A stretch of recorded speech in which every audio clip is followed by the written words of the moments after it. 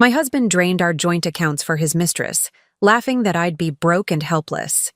20 minutes later, he was in handcuffs when the bank president called me Mrs. CEO and revealed I controlled the entire financial institution he tried to steal from. Just a housewife, he'd said. The look on Matt's face when his card was declined at the luxury hotel check-in was something I'll never forget. Standing there with his mistress, red-faced and stammering while I watched from across the lobby, having just frozen every account he thought he'd emptied. Before we jump back in, tell us where you're tuning in from, and if this story touches you, make sure you're subscribed, because tomorrow I've saved something extra special for you. 10 years of marriage, and he never once bothered to ask what I really did during my charity committee meetings. If he had, he might have realized those meetings were actually board sessions where I directed the very bank he was attempting to defraud. I remember the exact moment I decided to keep my professional identity separate from my marriage. It was at a dinner party shortly after we met, when Matt confidently told his friends I was just finishing up some accounting classes, when I'd actually just been appointed the youngest regional director in First National's history. The dismissive way he patted my hand that night told me everything I needed to know about how he viewed ambitious women. So I smiled and played along, curious to see how long it would take him to actually ask about my career. He never did. For a decade, he assumed my office job at the bank was some mid-level position that paid for my shopping habits, while his successful medical practice was our real financial foundation. My executive compensation package, which dwarfed his income by a factor of 10, went into separate accounts he knew nothing about. My name on the executive floor, my reserved parking space at headquarters, my leadership position, all completely unknown to the man who slept beside me every night, too self-absorbed to notice the signs that were everywhere. The truth is, I never planned to use my position against him. I kept our financial lives separate for my own peace of mind, not as some elaborate trap. But when my assistant called that Tuesday morning to tell me Matt was attempting to transfer our entire joint savings, nearly $300,000, I couldn't help but wonder what emergency would require such an action without even a text message to his wife. "He's with a woman," my assistant Donna whispered into the phone. "She doesn't look like his nurse or a patient. They're quite familiar with each other." I remember setting down my coffee cup, the boardroom around me suddenly silent as the other executives sensed something was wrong. "Put Frank from security on the phone," I said calmly, my mind already calculating exactly how this would play out. "And tell him to bring the transaction monitoring team. We may have a fraud situation to address." In the 10 minutes that followed, as Matt filled out withdrawal slips with the branch manager growing increasingly uncomfortable, I learned more about my husband's double life than in 10 years of marriage. The text messages the security team pulled from our network, the hidden account he'd been funneling money into for months, the flights he'd booked for 2 to Bora Bora using our joint credit card just that morning. Each revelation landed like a physical blow, but I remained perfectly composed as I issued the directives that would bring this charade crashing down. "Freeze all accounts under Matthew Reynolds immediately," I instructed, my voice steady despite the storm raging inside me. "Flag his credentials in the system as potentially compromised, decline any pending transactions, and have security meet me at the downtown branch. I'm going there now."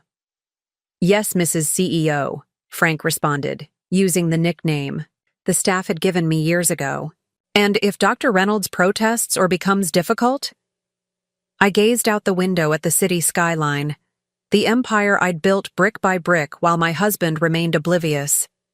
Then remind him that attempted bank fraud is a criminal offense, and that the decision to press charges rests entirely with bank leadership.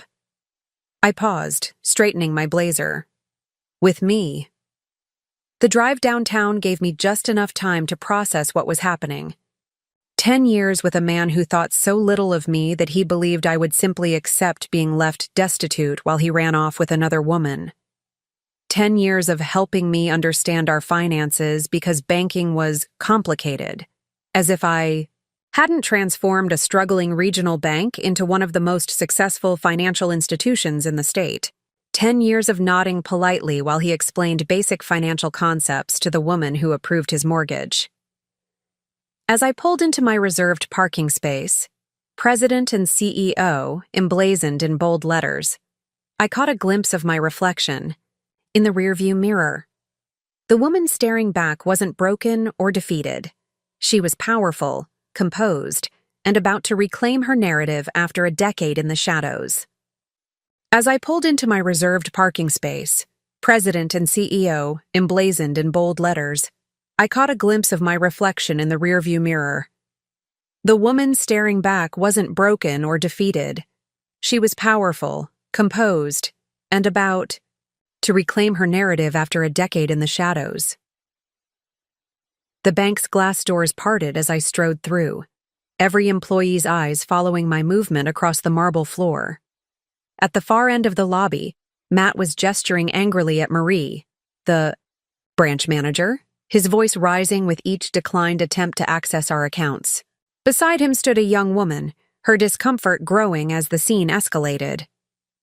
"This is ridiculous," Matt shouted, oblivious to my approach. "I'm a premier customer. I want to speak to whoever's in charge right now." Marie's eyes flicked to mine, relief washing over her face. "That would be me," I said, my voice cutting through the tension like a knife through butter. Matt spun around, his face cycling through confusion, shock, and finally, dawning horror as security guards positioned themselves discreetly behind him. "Sarah?" he stammered. "What are you doing here? There's some problem with our accounts." "Yes," I replied calmly. "There is a problem. Someone attempted to empty our joint savings and transfer the funds to an unauthorized account. The system flagged it as potential fraud." I turned to Marie. "Has Dr. Reynolds provided an explanation for the withdrawal?" Marie glanced nervously between us. "He said it was for an investment opportunity that needed immediate action." "I see." I turned to the young woman beside Matt, who was now trying to create distance between them. "And would you be the investment opportunity, Miss Elise?" she whispered, her eyes wide. "But he told me he was divorced, that his ex-wife had taken everything in the settlement and he was starting over." I had no idea. The color drained from Matt's face as he realized the magnitude of what was unfolding. "Sarah, I can explain. This isn't what it looks like." "Actually, it's exactly what it looks like," I interrupted, my patience finally exhausted. "It looks like attempted bank fraud, facilitated by the systematic deception of both your wife and your mistress." I turned to Frank. "Please escort Dr. Reynolds to your office while I decide whether to contact the authorities." As security moved toward him, Matt's disbelief turned to anger. "You can't do this. You can't just freeze our accounts. You're just a—" "A what, Matt?" I asked quietly, the entire lobby now silent. "Just a wife? Just an employee? Please finish that thought." For perhaps the first time in our marriage, Matt was speechless, finally seeing me clearly. The bank president, the CEO, the woman whose financial acumen he had dismissed for a decade. "Mrs. Reynolds," Frank said, breaking the silence. "How would you like us to proceed?" I studied my husband's face, searching for any hint of the man I thought I'd married. Finding none, I made my decision. "Call the police," I said, "and when they arrive, show them everything we found."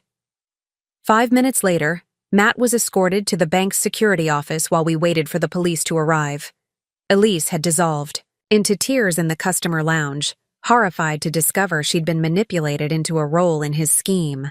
As I watched this drama unfold from my position at Marie's desk, I felt strangely calm, like I was observing a play rather than the implosion of my marriage. The security office's glass walls gave me a clear view of Matt as he paced back and forth, occasionally gesturing emphatically into the air as if rehearsing his defense. For a brilliant surgeon, he was showing remarkably poor judgment, still believing he could talk his way out of this situation like he had so many others. Preparing and narrating this story took us a lot of time, so if you are enjoying it, subscribe to our channel. It means a lot to us. Now back to the story. But bank fraud wasn't a forgotten anniversary or a missed dinner. It was a federal crime, with irrefutable electronic evidence.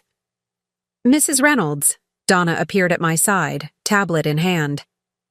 We've completed the initial audit of Dr. Reynolds' recent transactions. There's quite a pattern. I nodded, unsurprised. Men like Matt rarely make just one bad decision. Show me. The tablet displayed a 6-month history that told a damning story.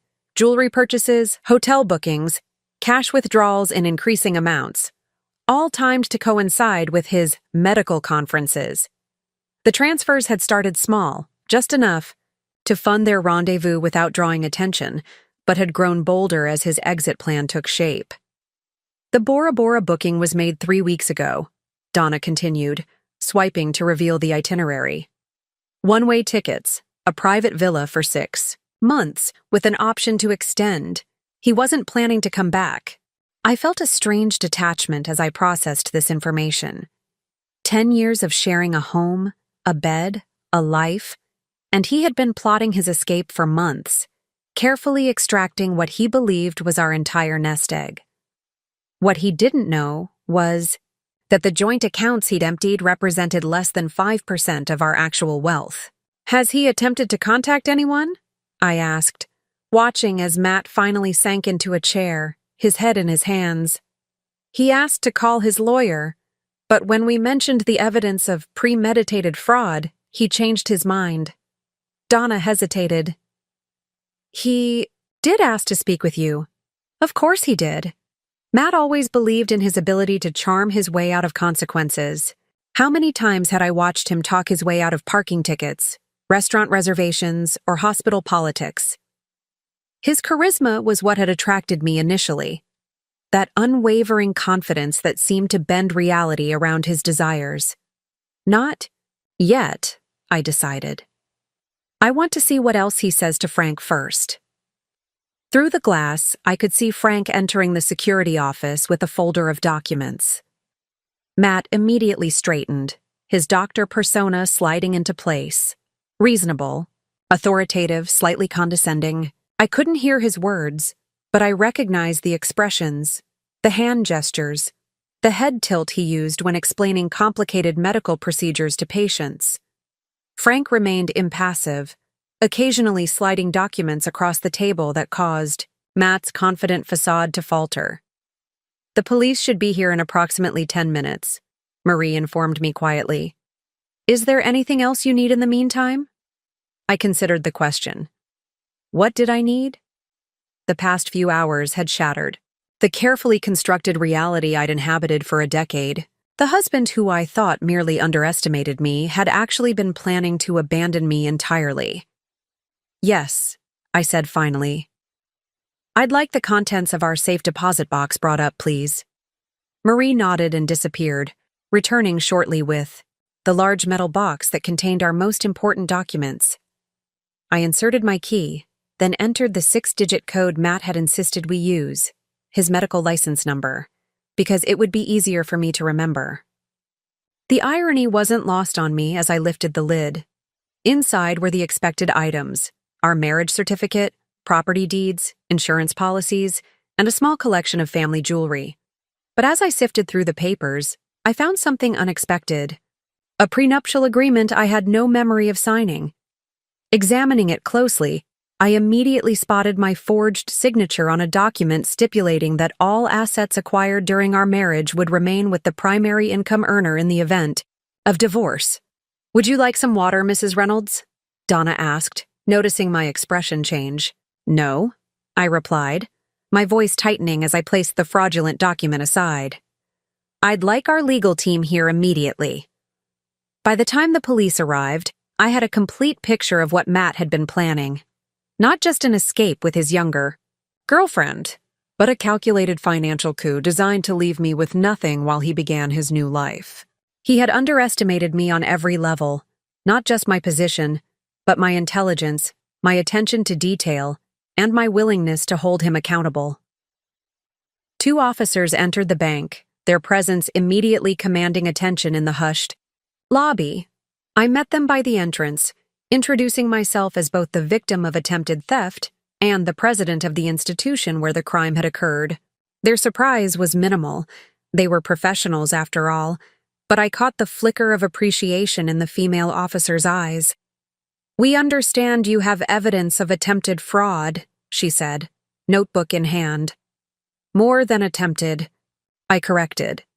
"We have documentation of months of fraudulent activity, culminating in today's effort to empty accounts, and we've just discovered what appears to be a forged prenuptial agreement." The officer's eyebrows rose. That would elevate the charges significantly. I nodded, feeling the weight of the decision before me. Pursuing these charges would mean public exposure, of Matt's crimes certainly, but also of my decade-long choice to conceal my professional identity from my husband. The publicity could affect the bank, our families, my carefully cultivated reputation. But the alternative was unthinkable. The police officers took my statement with professional efficiency, their expressions remaining neutral as I detailed the full extent of Matt's deception. The female officer, Detective Kemp, occasionally glanced toward the security office where my husband sat, her eyes narrowing slightly each time I revealed another layer of his scheme. "So, to confirm, Mrs. Reynolds," she said, reviewing her notes, "you're stating that your husband attempted to withdraw nearly $300,000 from your joint accounts this morning, had booked one-way tickets to Bora Bora for himself and another woman, and you've just discovered what appears to be a forged prenuptial agreement in your safe deposit box." "That's correct," I replied, sliding the document across the desk. "I never signed this. The signature is close, but it's missing the slight upward curve I always include in my last name. And the witness signature is from Dr. Gordon Miller, a colleague of my husband's who died 3 years ago." Detective Kemp's partner whistled softly as he examined the document. "That's not just fraud, that's calculated premeditation. And attempting to clean out joint accounts before disappearing, that crosses multiple state and federal statutes." I nodded, the reality of the situation settling over me like a heavy cloak. This wasn't just a marital dispute or a husband's midlife crisis. This was criminal activity spanning months, possibly years. "Would you like a moment before we bring him in for questioning?" Detective Kemp asked, her voice softening slightly. I glanced at my watch, a Patek Philippe that Matt had given me for our 8th anniversary, ironically purchased with the bonus I'd received for the bank's record-breaking quarter. It was just past noon. The executive committee would be gathering for our weekly strategy meeting, wondering where their CEO had disappeared to without explanation. No, I decided.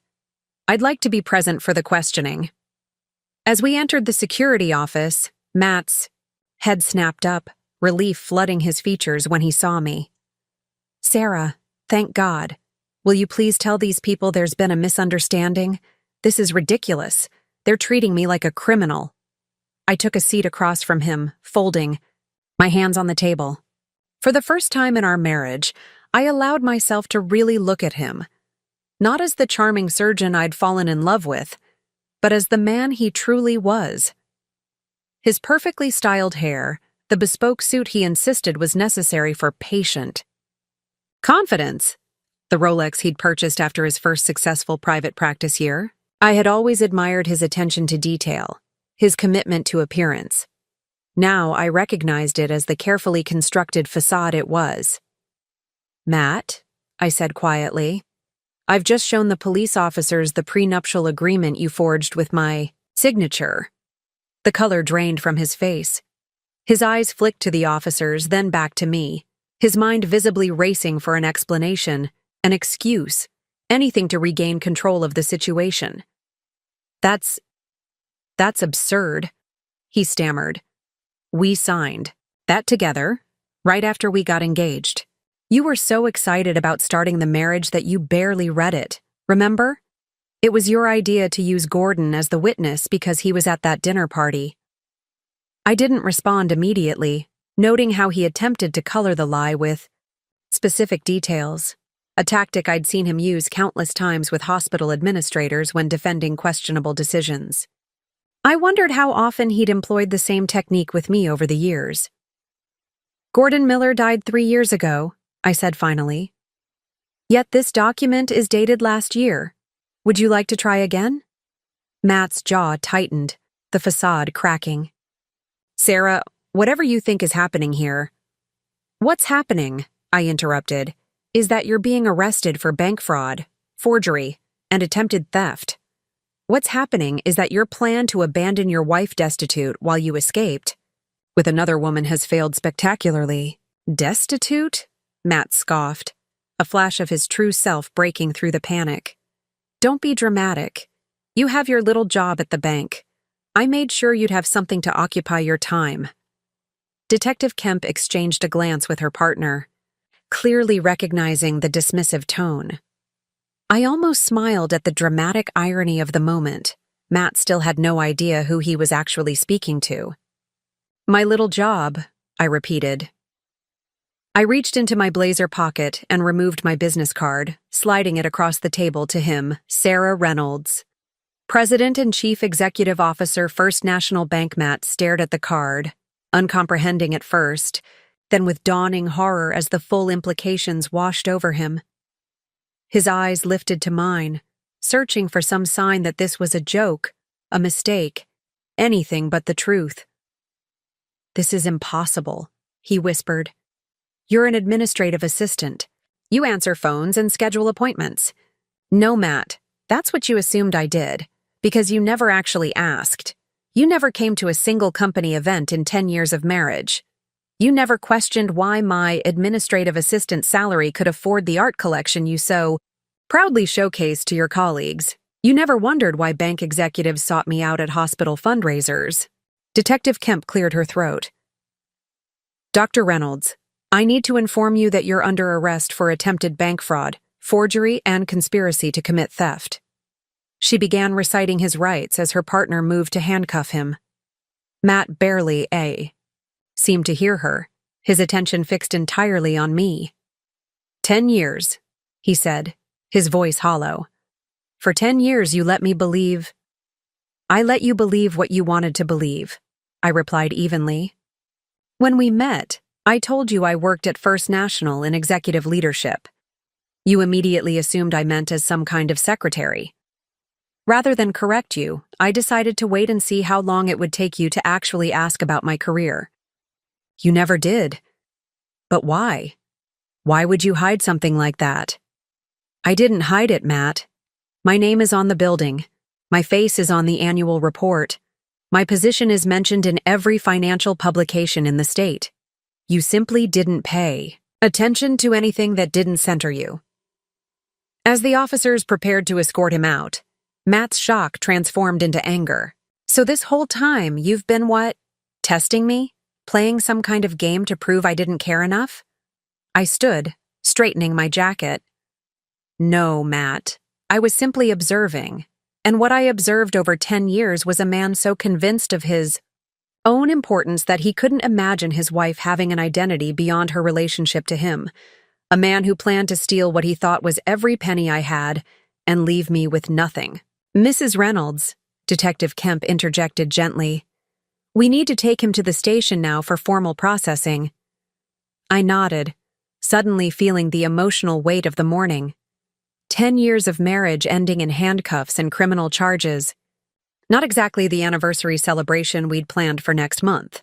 One last thing, I said, as the officers began leading Matt toward the door. Those accounts you tried to empty? They represent less than 5% of our actual assets. You weren't just cruel, Matt. You were careless. His face contorted with a mixture of rage and humiliation as the officers guided him through the bank lobby. Employees pretended not to watch as the husband of their CEO was escorted out in handcuffs, though I knew the story would spread through the building within minutes. As they disappeared through the front doors, Donna appeared at my side. The executive committee is waiting in the boardroom. I've informed them you're handling a security situation and will join shortly. I took a deep breath, compartmentalizing the personal tragedy from my professional responsibilities. Thank you. Donna, please also contact my attorney. It seems I'll be needing a divorce lawyer after all. The executive meeting progressed with remarkable normalcy, considering I had just had my husband arrested in the lobby of our flagship branch. My team was professional enough not to mention the commotion they'd undoubtedly heard about, focusing instead on quarterly projections and the upcoming merger with Western Trust. Only Donna, sitting quietly in the corner taking minutes, occasionally glanced at me with concern when she thought I wasn't looking. And finally, Frank concluded, closing his presentation folder, security protocols for the merger announcement have been enhanced following last quarter's market speculation. We've implemented the measures you requested, Mrs. Reynolds. I nodded, grateful for his discretion. Only Frank knew that the enhanced measures included monitoring Matt's communications after I'd noticed small inconsistencies in our joint accounts 3 months ago. That vigilance had ultimately revealed his relationship with Elise and the elaborate escape plan he'd been crafting. Thank you, everyone, I said, rising to signal the end of the meeting. Please make sure your departments are prepared for next week's regulatory review. As the room cleared, Gordon Harris, our chief legal officer, lingered behind. A friend from law school who had joined the bank shortly after I became COO, Gordon was one of the few people who knew the unusual arrangement of my marriage. I heard what happened, he said quietly once we were alone. The arrested husband is apparently quite the topic in the break room. They don't know it's yours yet. I sighed, removing my glasses to rub the bridge of my nose. It won't take long to connect the dots. Dr. Matthew Reynolds, husband of Sarah Reynolds. The press will have a field day once the arrest record becomes public. Gordon nodded, his expression grave. I've taken the liberty of calling Elise Marshall from Crisis Management. We should get ahead of this story before it breaks on its own terms. The thought of my private life becoming tabloid fodder made my stomach twist, but Gordon was right. In banking, perception was often as important as reality. A CEO who couldn't maintain order in her own marriage might be viewed as equally incapable of maintaining order in her institution. Thank you, I said, gathering my papers. Set up the meeting for... My phone buzzed with a text notification. Matt's mother. Why are the police at my house with a search warrant? What's happening, Sarah? Call me immediately. I showed the message to Gordon, who frowned. They're moving quickly. Must have been concerned about evidence tampering. Another text arrived, this one from a number I didn't recognize. This is Elise Winters, Matt's friend. They're letting me call one person before. They take my phone as evidence. I didn't know he was married. I swear I didn't know about any of this. I'm so sorry. The reality of how many lives were being upended crashed over me. Matt's parents, who had always been kind to me despite their son's subtle dismissal of my career. This young woman, Elise, who appeared to be as much a victim of Matt's deception as I was. The ripple effects were spreading outward, touching everyone in Matt's orbit. Sarah, Gordon's voice broke through my thoughts. You don't have to handle this alone. Let us help you. I nodded, suddenly feeling the weight of the day pressing down on me. Set up the crisis management meeting for 4 I need to make some calls first. Back in my office, I sank into the leather chair that had been my sanctuary for countless late nights and early mornings. On my desk sat a silver-framed photo from my wedding day, Matt and I beaming at each other, my expression open and trusting, his confident and assured. I turned the frame face down, no longer able to reconcile that hopeful bride with the woman I now knew myself to be. My direct line rang. The hospital administrator where Matt had surgical privileges. Mrs. Reynolds, I'm calling about a rather delicate matter concerning your husband, she began, her voice carefully neutral. You've heard about his arrest, I stated, unsurprised that news had traveled so quickly. Yes, she confirmed. We've placed him on administrative leave pending the outcome of the investigation. But there's another matter. A nurse has come forward with allegations of inappropriate behavior. In light of today's events, we're taking her claims more seriously than we might have otherwise. My hand tightened around the receiver. What kind of allegations? There was a pause. It seems Dr. Reynolds may have been engaged in multiple inappropriate relationships.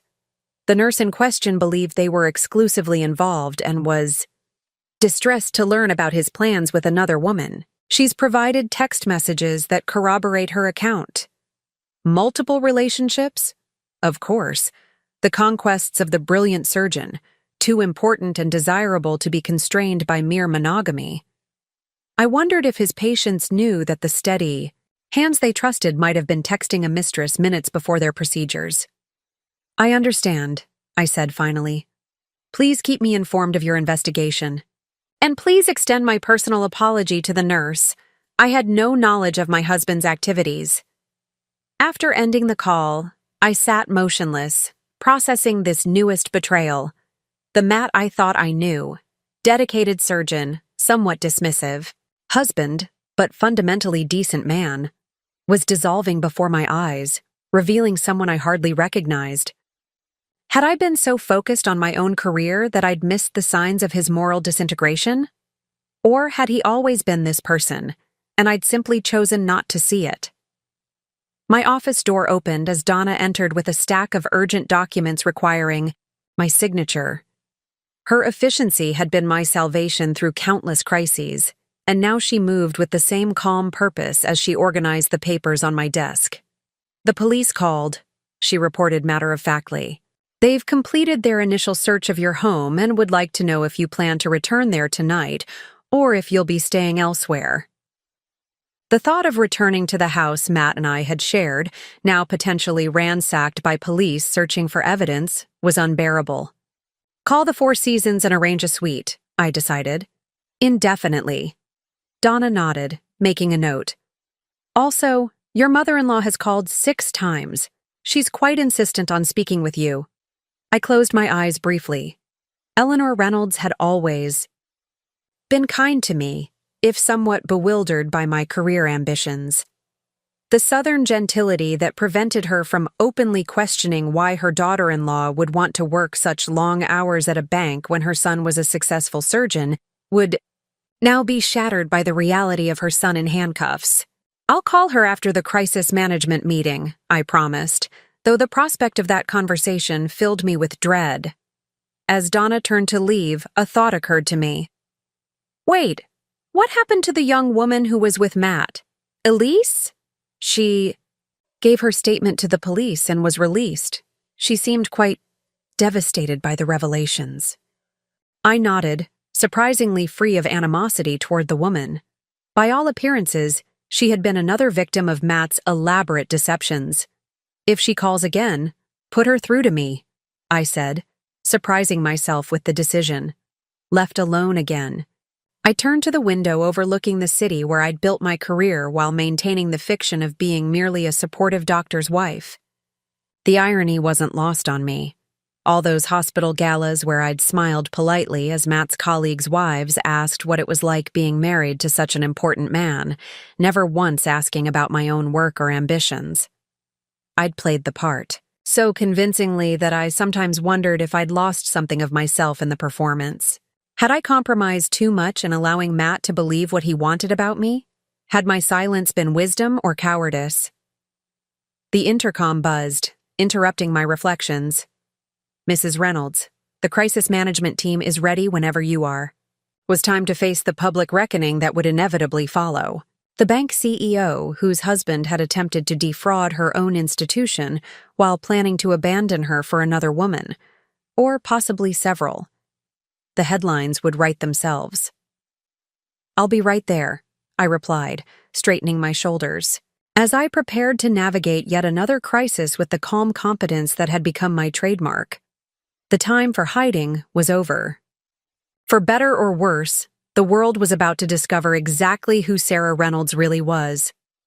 The crisis management meeting was brief but focused. Elise Marshall, our head of public relations, had already drafted 3 potential statements and identified key media contacts who would need personal calls before any public announcement. Her efficiency would have been impressive if I weren't so emotionally exhausted. The challenge, Elise explained, gesturing to the slide displaying potential headlines, is getting ahead of the sensationalism. Bank CEO's husband arrested for lie. Fraud is unavoidable, but we need to frame this as financial institutions' security measures successfully prevent fraud, rather than CEO's marriage implodes in public scandal. I nodded, appreciating her directness. What's your recommendation? Limited transparency. Acknowledge the personal connection, but emphasize the institutional response. Make it clear that the same processes that would protect any customer protected you. No special treatment. No exceptions. And my relationship with Matt? The fact that I concealed my position from my own husband for a decade? The room fell silent. It was the question everyone had been too polite to ask directly. Elise hesitated, choosing her words carefully. That's trickier. Traditionally, we'd advise presenting it as a privacy choice rather than a deliberate deception. But given the unusual circumstances, given that my husband is a narcissistic fraud who never bothered to learn what his wife actually did for a living, I finished for her, my tone sharper than intended. Gordon cleared his throat. Perhaps we position it as a professional boundary you maintained. Many executives separate their work and home lives. Not to this extent, Frank countered, ever the pragmatist. We can't pretend this isn't unusual. I rubbed my temples, feeling a headache building. The professional crisis I could handle. I'd navigated the bank through the 2008 financial collapse, a ransomware attack, and a threatened hostile takeover. But the personal dimension made this different. More raw. More exposed. What if we don't explain it at all? I suggested finally. What if we simply acknowledge that yes, Dr. Reynolds is my husband? Yes, he attempted to defraud the bank. And yes, our security measures functioned exactly as designed to protect all our customers, including me. No justifications for why he didn't know my position. No explanations about our marriage arrangement. Elise looked thoughtful. It's unconventional, but it might work. The less we try to explain, the less there is to sensationalize. The media will speculate regardless, Gordon added. But without fuel from us, the story will burn out faster. I turned to Frank, who had been uncharacteristically quiet. Security concerns? He frowned slightly. I'm more worried about practical matters. The police have secured your home as a potential crime scene. Your husband's assets are likely to be frozen during the investigation. Have you considered your immediate living situation? Donna's arranging a suite at the Four Seasons. And personal. Security? Once this breaks, there will be press attention. Possibly unwelcome. I hadn't considered that aspect. The idea of needing protection from journalists felt surreal. Another unexpected consequence of Matt's betrayal. Arrange whatever you think necessary, I conceded. But nothing obvious. No visible bodyguards. The meeting concluded with action items assigned and a timeline established. The official statement would be released tomorrow morning, following personal calls to board members and key investors tonight. The bank would operate normally, its CEO present and visibly in control despite her private turmoil. As the team filed out, Marie appeared at the door. Mrs. Reynolds, she said quietly, there's a Ms. Winters here to see you. She doesn't have an appointment, but she's quite insistent. Elise Winters, the woman who had been with Matt at the bank this morning. The other woman, my replacement. Send her in, I decided, ignoring the surprised expressions around me. She was younger than I'd expected, mid-20s perhaps, with the nervous energy of someone finding themselves in a situation far beyond their control. Her mascara was smudged from crying, and she clutched her purse with white-knuckled fingers as she perched on the edge of the chair across from my desk. Mrs. Reynolds, she began, her voice surprisingly steady. I came to apologize in person. I had no idea Matt was married. He told me he was divorced, that his ex-wife had taken everything in a brutal settlement. I would never knowingly involve myself with a married man. I studied her face, searching for signs of deception but finding only genuine distress. How long have you known my husband, Ms. Winters? 4 months, she replied. We met at the hospital where I was visiting my father after his heart surgery. Matt was his surgeon. He asked me to coffee to discuss Dad's recovery, and things progressed from there. 4 months. While I was working 14-hour days finalizing the Western Trust merger, Matt had been seducing a patient's daughter. The revelation should have hurt, but I felt only a distant sort of disgust. He told me he was rebuilding his life after a difficult divorce. Elise continued. That his ex-wife had connections in the banking industry and had managed to take most of his assets. He said. She hesitated, looking embarrassed. Go on, I encouraged, morbidly curious about the narrative Matt had created. He said his ex was cold and career-obsessed, that she cared more about her job than their marriage, and that's why it failed. I feel so stupid now. The irony was almost laughable. Matt had essentially told the truth about me, career-focused, with banking connections, while recasting himself as the victim rather than the perpetrator. Ms. Winters, I said, I believe you were deceived just as I was, albeit in different ways. Matt Reynolds constructed elaborate fictions to serve his purposes, and we both accepted the versions of him that were presented to us. She looked up, clearly surprised by my lack of hostility. The police asked if I knew about the fraud, about his plans to take the money. I swear I didn't. He told me he had an investment opportunity that would secure our future. I never would have agreed to any of this if I'd known. I believe you, I said simply, and found that I meant it. Did Matt involve you in any financial decisions? Did he ask you to sign anything or act on his behalf? She shook her head. No, though he mentioned setting up accounts for us in Bora. Bora? He said it would be a fresh start, away from his controlling ex-wife and the pressures of his medical practice. A fresh start funded by my money, living in luxury while I presumably struggled to rebuild my life. The calculated cruelty of his plan was breathtaking. Ms. Winters, I don't blame you for my husband's actions, I said finally, but I would ask that if the police or prosecutors contact you again, you tell them everything you know.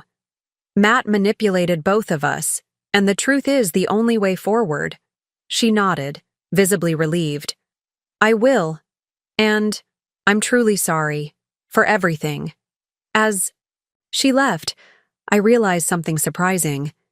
In this strange, painful day, Elise Winters was the only person who had offered a genuine apology for the harm done to me. Not my husband, not the bank officials who had processed his fraudulent requests without proper verification, not even my well-meaning crisis management team who were more concerned with institutional reputation than my personal well-being. The realization was both illuminating and isolating. I had built my career on being exceptionally self-sufficient, on never needing to be rescued or protected. Now, as both my marriage and my carefully constructed personal narrative crumbled around me, I wondered if that strength had become its own kind of vulnerability. By early evening, the initial shock had given way to a methodical response. The crisis management team had completed their preparations, security arrangements were in place at the Four Seasons, and I had personally called each board member to explain the situation before they heard it elsewhere. Most expressed appropriate concern, though I detected a subtle undercurrent of fascination in their responses. The dramatic personal life of their typically reserved CEO was clearly more interesting than quarterly projections. My executive, assistant Donna, had efficiently packed an overnight bag from the items I kept at the office for late work nights. The police had indicated that my home would remain inaccessible for at least 24 hours while they completed their search. The thought of strangers pawing through my personal belongings, my clothes, my journals, the private spaces I had shared, with Matt, filled me with a violated feeling that I struggled to suppress. Your car is waiting, Mrs. Reynolds, Donna said, appearing at my office door. Frank will accompany you to the hotel and ensure everything is arranged properly. I nodded, gathering my things. Thank you. I'll be available by phone if anything urgent arises. And the call from the district attorney's office? I paused, having forgotten that particular message among the chaos of the day. What did they want? They wouldn't say specifically, but mentioned it was regarding Dr. Reynolds's case and the potential charges. They'd like you to come in tomorrow morning. More questions, more explanations, more public exposure of my private failure. I felt a wave of exhaustion at the thought, but nodded. Schedule it for 9 a.m. I want this addressed before the press statement goes out. In the executive elevator descending to the parking garage, Frank stood silently beside me, his presence both reassuring and a stark reminder of how drastically my circumstances had changed in a single day. This morning, I had awakened beside my husband of 10 years in our tastefully appointed home. Tonight, I would sleep alone in a hotel, surrounded by security personnel, while Matt occupied a jail cell.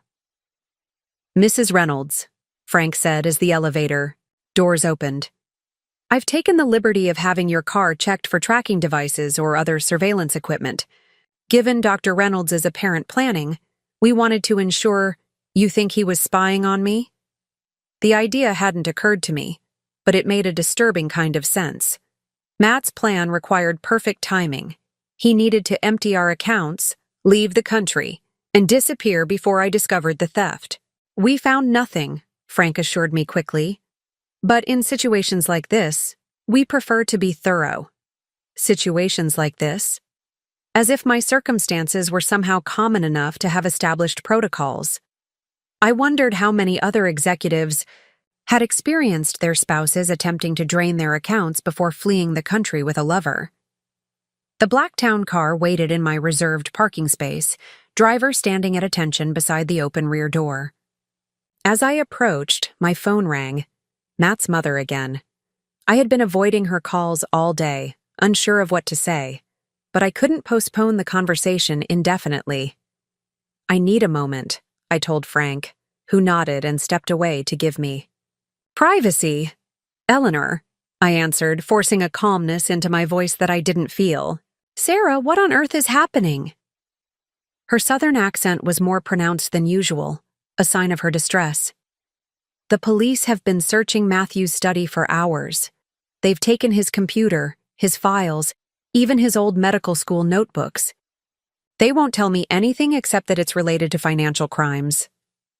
I closed my eyes, hating that this kind woman was being dragged into the ugliness of her son's actions. I'm so sorry, Eleanor. Matt attempted to empty our joint accounts this morning. The bank's fraud detection system flagged the transaction.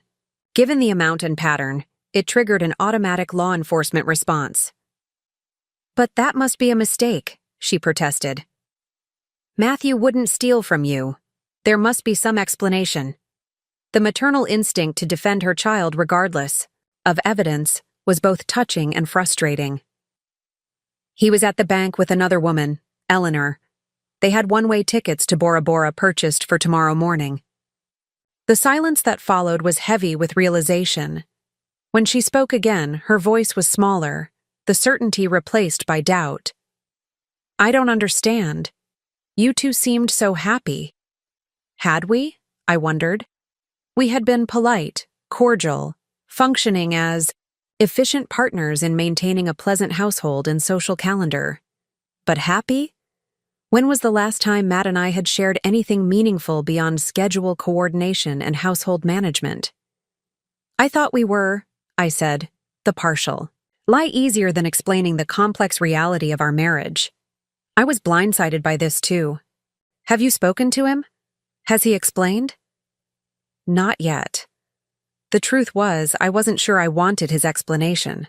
What could he possibly say that would make sense of this betrayal? Eleanor sighed, and I could picture her pressing a hand to her forehead in the gesture Matt had inherited. This isn't like him, Sarah. Something must have happened.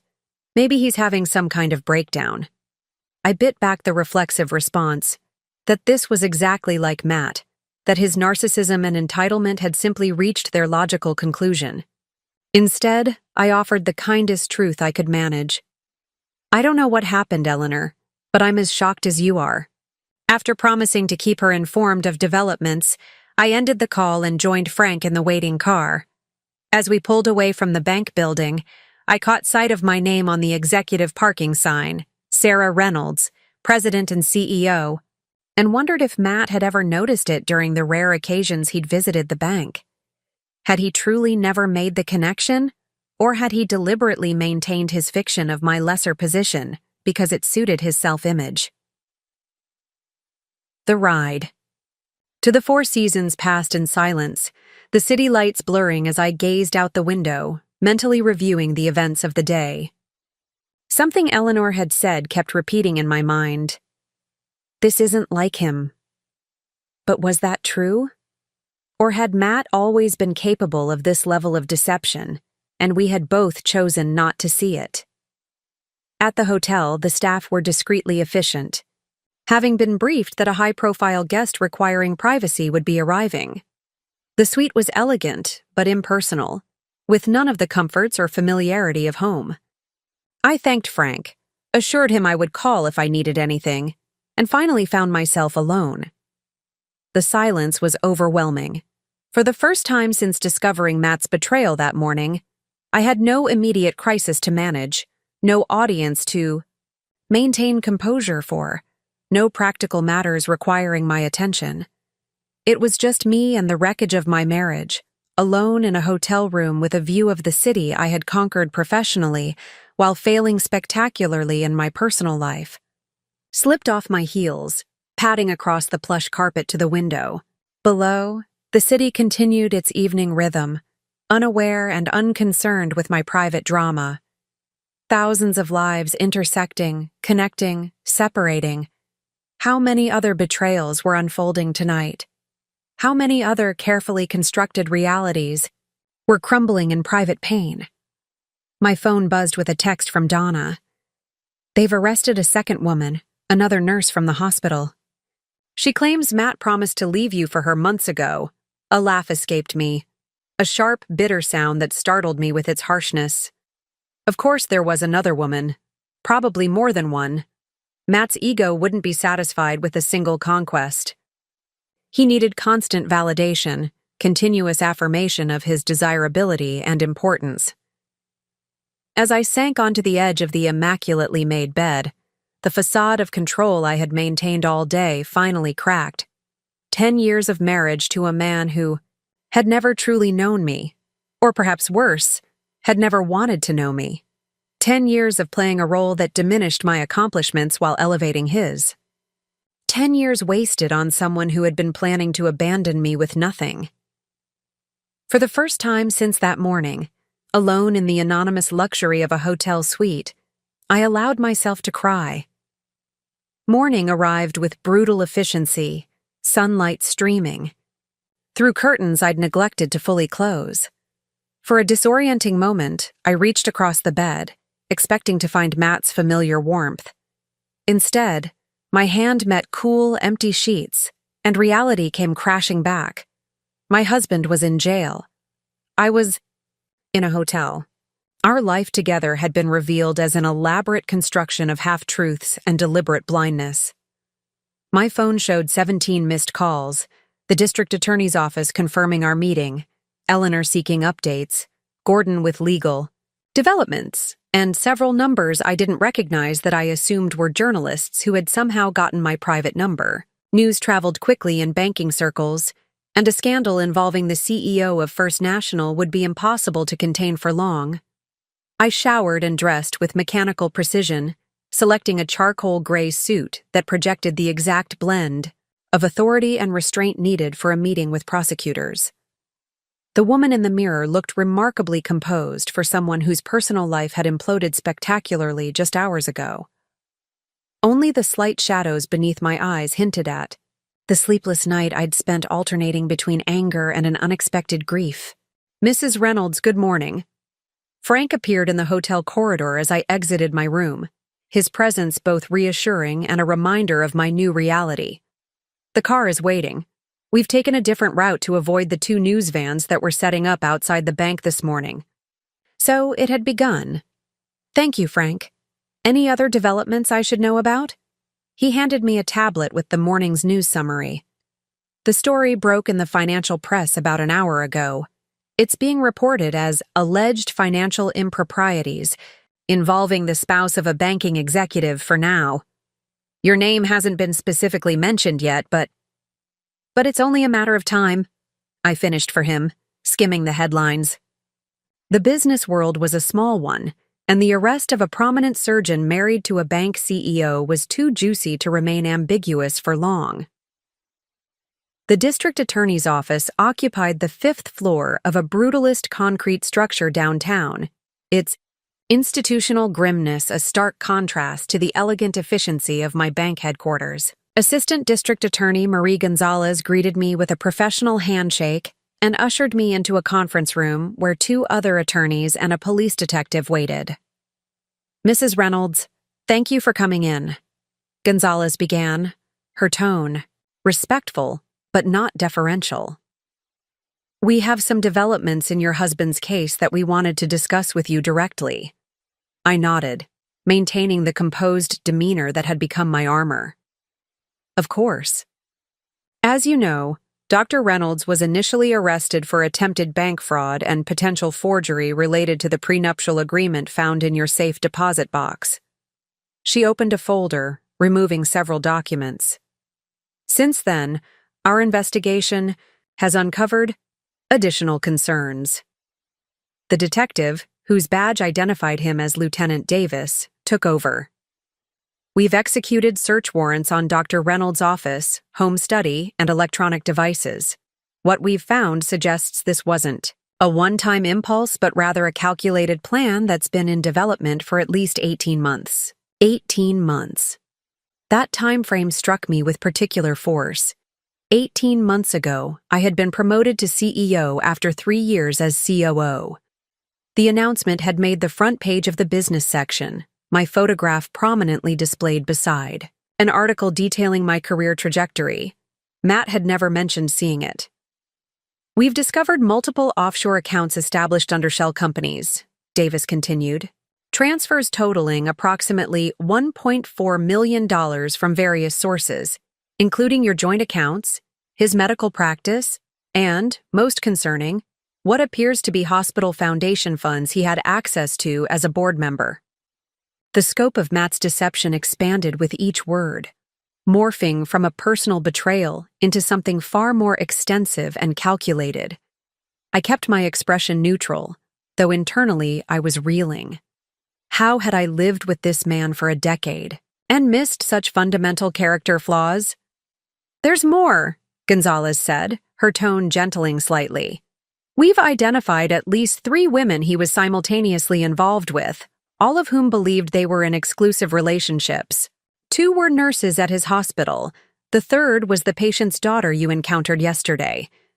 Each was told a variation of the same story, that he was trapped in a loveless marriage to a cold, career-obsessed woman who had connections in banking that made divorce financially impossible. The irony might have been amusing if it weren't so painful.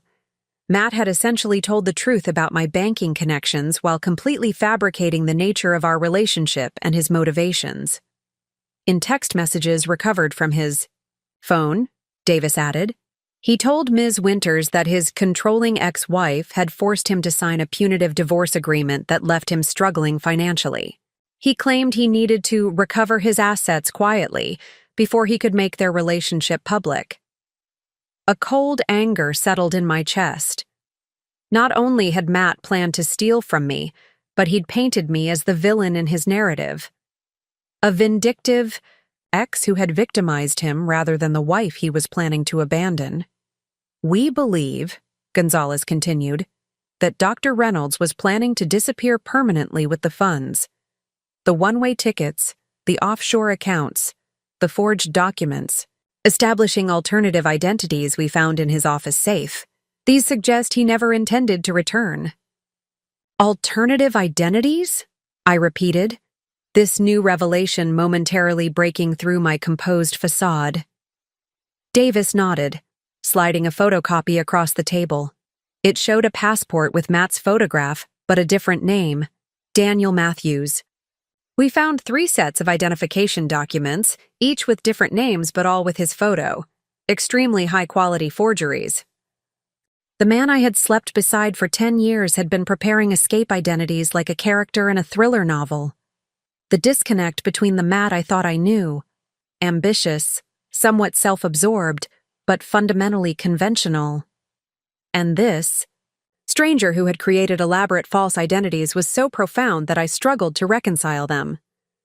"Mrs. Reynolds," Gonzalez said, watching me carefully, "given the extent of the fraud we're uncovering, this case has expanded significantly beyond the original charges. The U.S. Attorney's Office is now involved due to the interstate and potentially international nature of the financial crimes." I understood the implication immediately. This was no longer just a domestic matter or even a local criminal case. It was becoming a federal investigation with potential banking regulation implications. The professional consequences were now inextricably tangled with the personal ones. "What do you need from me?" I asked, my voice steady despite the turmoil. "Beneath. For now, continued cooperation and discretion," Gonzalez replied. "We'll need detailed statements about your financial arrangements, access to relevant accounts, and information about your husband's activities over the past 2 years.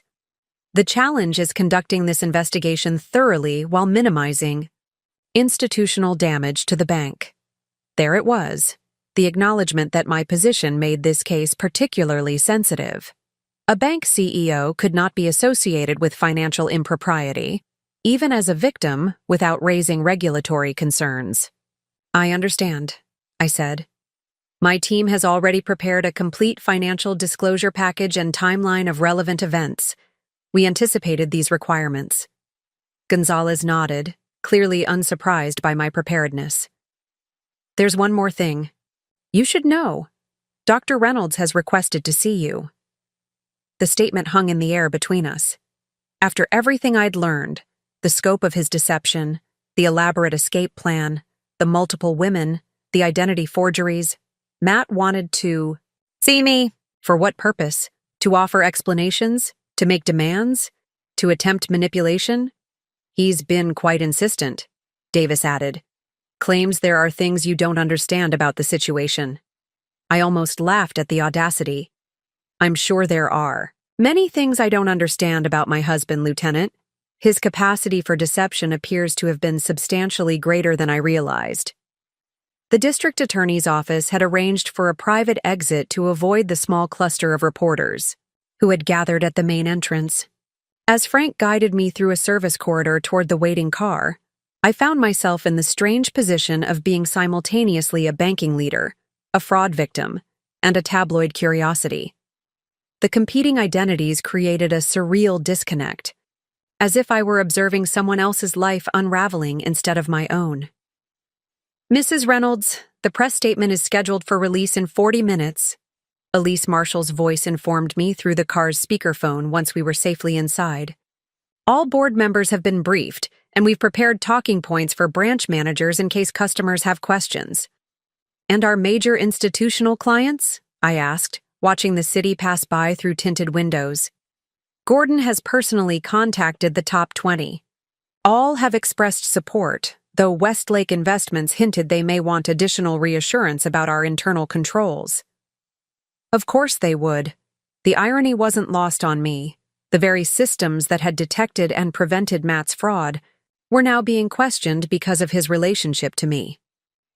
The fact that our security protocols had worked exactly as designed seemed secondary to the sensational aspects of the case. "Schedule a call with Harrison James at Westlake for this afternoon," I instructed. "I'll handle it personally." The car phone clicked off as we turned onto the private entrance to the bank's underground parking. Frank had arranged for me to enter through the executive elevator, bypassing the main lobby where employees and possibly reporters might be watching for my arrival. The consideration was appreciated, though part of me bristled at the implication that I had something to hide. Once, in my office, I found myself with an unexpected 15 minutes of solitude before my executive team arrived for our emergency meeting. Standing at the window overlooking the financial district, I allowed myself a rare moment of unguarded reflection. Matt wanted to see me. After orchestrating an elaborate betrayal that extended far beyond what I'd initially understood, He was requesting a meeting. The arrogance was breathtaking. Did he truly believe he could explain away multiple fake identities, offshore accounts, relationships with at least 3 other women? Yet beneath my indignation, I felt a disturbing pull of curiosity. What possible explanation could he offer? What narrative had he constructed in his mind that justified such calculated deception toward the woman he'd shared a home with for a decade? A gentle knock interrupted my thoughts as Donna entered with a silver tray holding a porcelain teapot and cup, my preferred Earl Grey that she prepared each morning. The familiar ritual felt incongruously normal amid the chaos. "Thank you, Donna," I said, accepting the cup. "Any messages I should know about?"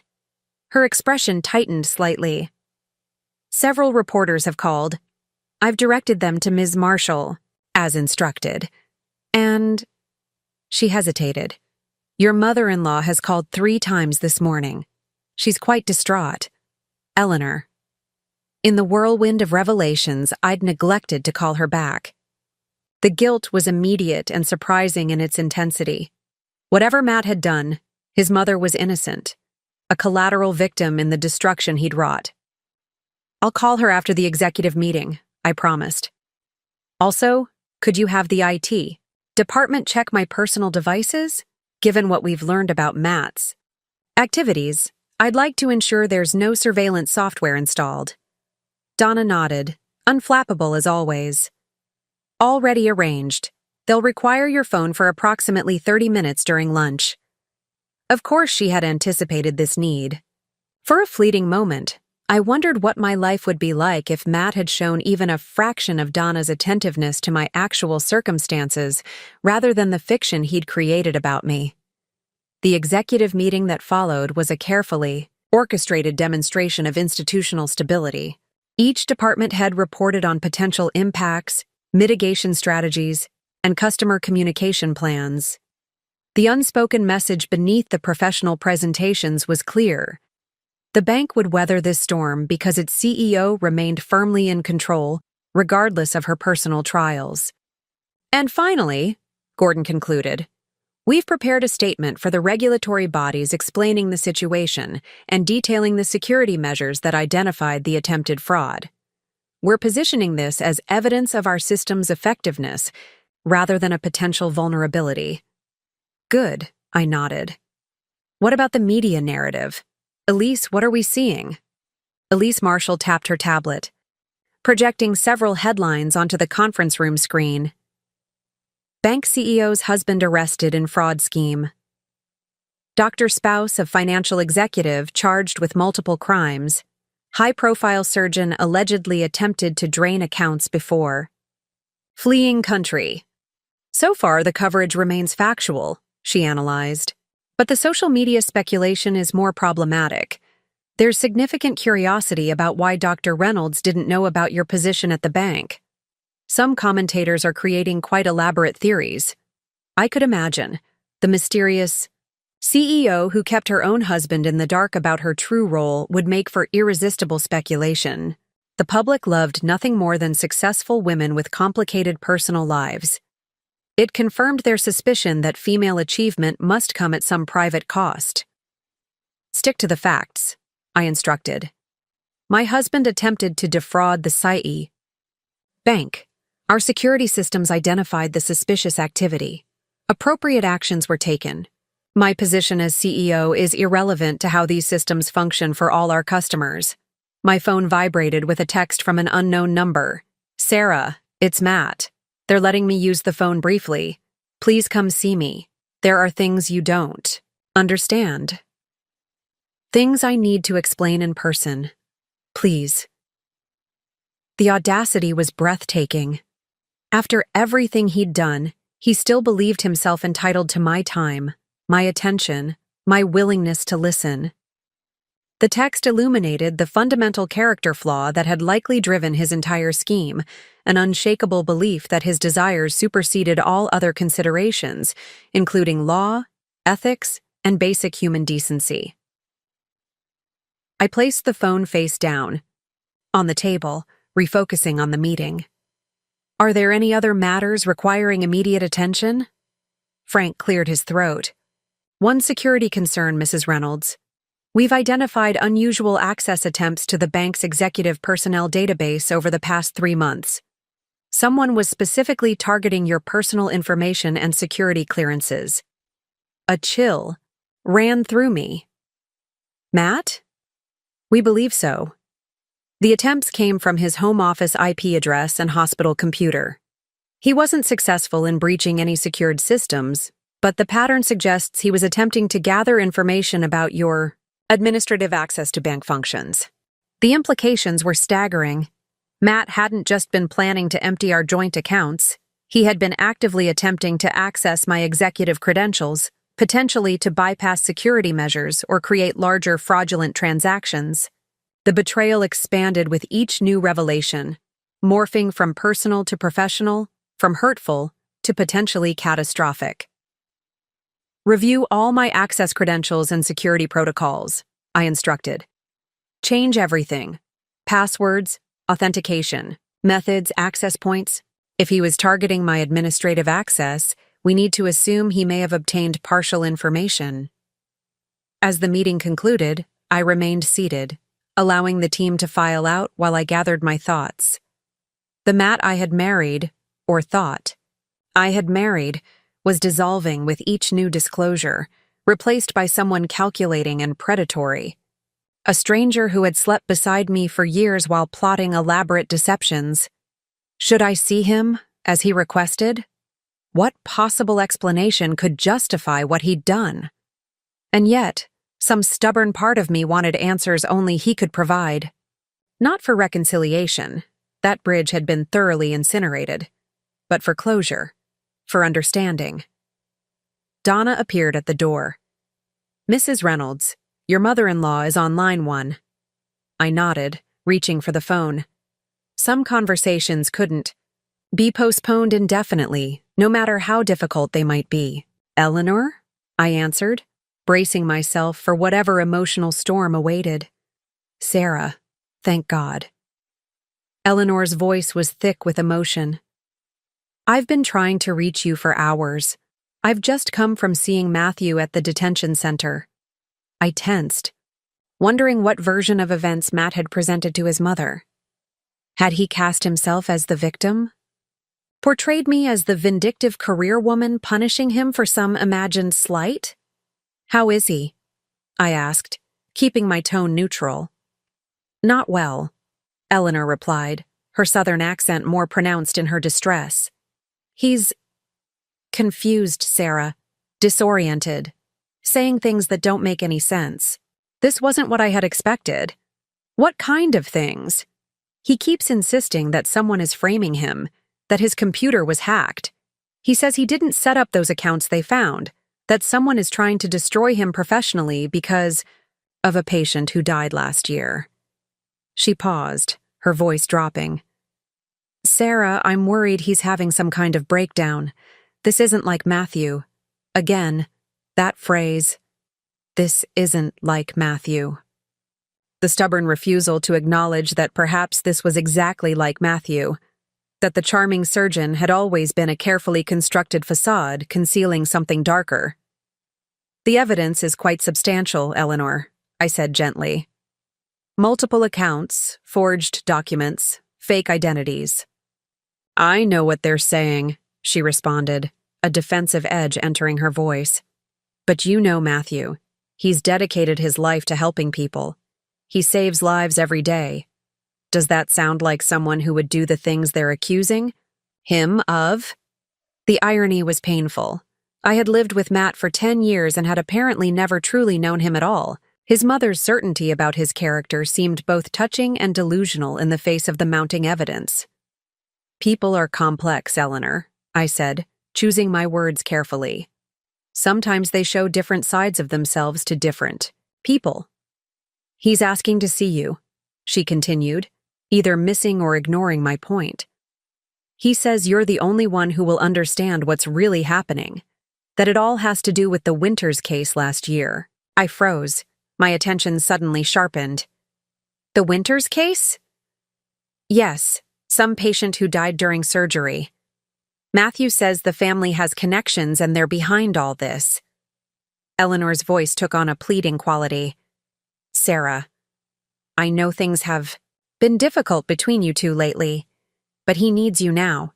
He's frightened and confused. The Winters case. Elise Winters had been at the bank with Matt yesterday, the young woman whose father had been Matt's patient. The coincidence was too striking to ignore. I'll consider visiting him, I said, my mind racing with this new information. I need to check some things first. After ending the call, I immediately summoned Frank to my office. I need everything you can find on a patient named Winters who died under Matt's care last year. And I need to know more about the daughter, Elise Winters, the young woman who was with him at the bank yesterday. Frank looked surprised but nodded. I'll have the information within the hour. While waiting, I reviewed the bank's internal investigation report on Matt's attempted withdrawal. The sequence of events was clear. He had arrived at the downtown branch at 9:17 a.m., accompanied by Elise Winters. He had requested a withdrawal of $287,500 from our joint savings account, an amount just under the $300,000 threshold that would have triggered additional verification under banking regulations. The transaction had been flagged, not because of the amount, but because it matched a pattern of suspicious withdrawals over the previous 3 months. What if there was something to Matt's claims of being framed? Not the multiple affairs. Those seemed undeniable given the text messages and witness statements. But the financial crimes? The forged identities? Could someone have orchestrated this elaborate scheme to destroy him? The rational part of my mind rejected the idea. The evidence was too comprehensive, the planning too detailed. Yet a small voice of doubt persisted. In 10 years of marriage, despite his dismissiveness and narcissism, I had never known Matt to be criminal. Arrogant, yes. Self-absorbed, certainly. But capable of identity theft and elaborate financial fraud? Frank returned sooner than expected, tablet in hand. Mrs. Reynolds, I think you need to see this immediately. The screen displayed a news article from 14 months ago. Prominent surgeon Dr. Matthew Reynolds, cleared in wrongful death investigation. Hospital board finds no evidence of negligence in Winters' case. Harold Winters, 67, died during a routine cardiac procedure performed by Dr. Reynolds, Frank summarized. The family filed a wrongful death lawsuit claiming negligence, but the hospital review board cleared Matt of any wrongdoing. The case was dismissed 6 months ago. And the daughter? Elise Winters? Frank swiped to another screen. That's where it gets interesting. The daughter who was with Dr. Reynolds yesterday is not named Elise. Harold Winters' daughter is named Amanda Winters, age 31, an investment banker with Morgan Stanley. I felt a cold certainty settle in my chest. Show me a photograph.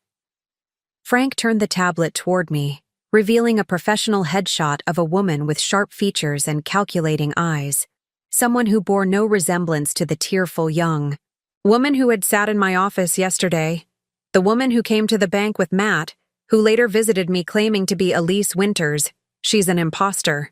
Frank nodded grimly. It appears so. And there's more. The real Amanda Winters left Morgan Stanley 4 months ago to start her own financial consulting firm. Her first major client? Western Trust Bank. The same bank we were in the process of acquiring. The connections were starting to form an alarming pattern. Check the background of the 2 nurses who came forward claiming relationships with Matt, I instructed. And I need to know if there have been any unusual trading patterns in our stock over the past 3 months. As Frank left to gather the information, I sat back in my chair, my mind racing. What if Matt had been telling the truth, at least partially? What if someone was using his personal failings to orchestrate a larger scheme? The timing was suspicious. Our acquisition of Western Trust had been kept strictly confidential, with only the board and senior executive team aware of the full details.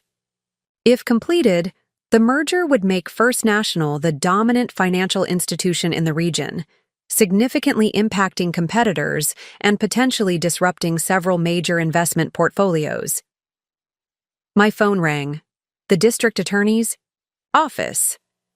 Mrs. Reynolds, we've encountered some irregularities in the evidence against your husband. Marie Gonzalez began without preamble. The offshore accounts we identified, they were created using Dr. Reynolds' credentials, but the IP addresses trace back to servers associated with a financial services firm, not to his home or office. Let me guess, I said. A firm connected to Amanda Winters? There was a startled pause. How did you know that? I need to see my husband, I decided, the pieces falling into place with alarming clarity. Immediately. Matt was still a philanderer, still a narcissist who had likely been planning to leave me, still someone who had repeatedly belittled my career and capabilities. But perhaps he wasn't a master criminal after all. Perhaps he was simultaneously perpetrator and victim, his actual infidelities providing perfect cover for a more sophisticated financial scheme orchestrated by someone with a vengeful agenda and insider knowledge of our banking operations. As I gathered my things to leave for the detention center, my phone pinged with an urgent message from Gordon. Trading alert. Unusual volume of short positions being taken against First National. Stock in the past hour. Someone's betting big that our value is about to drop dramatically. The trap was springing closed, and I had nearly walked right into it.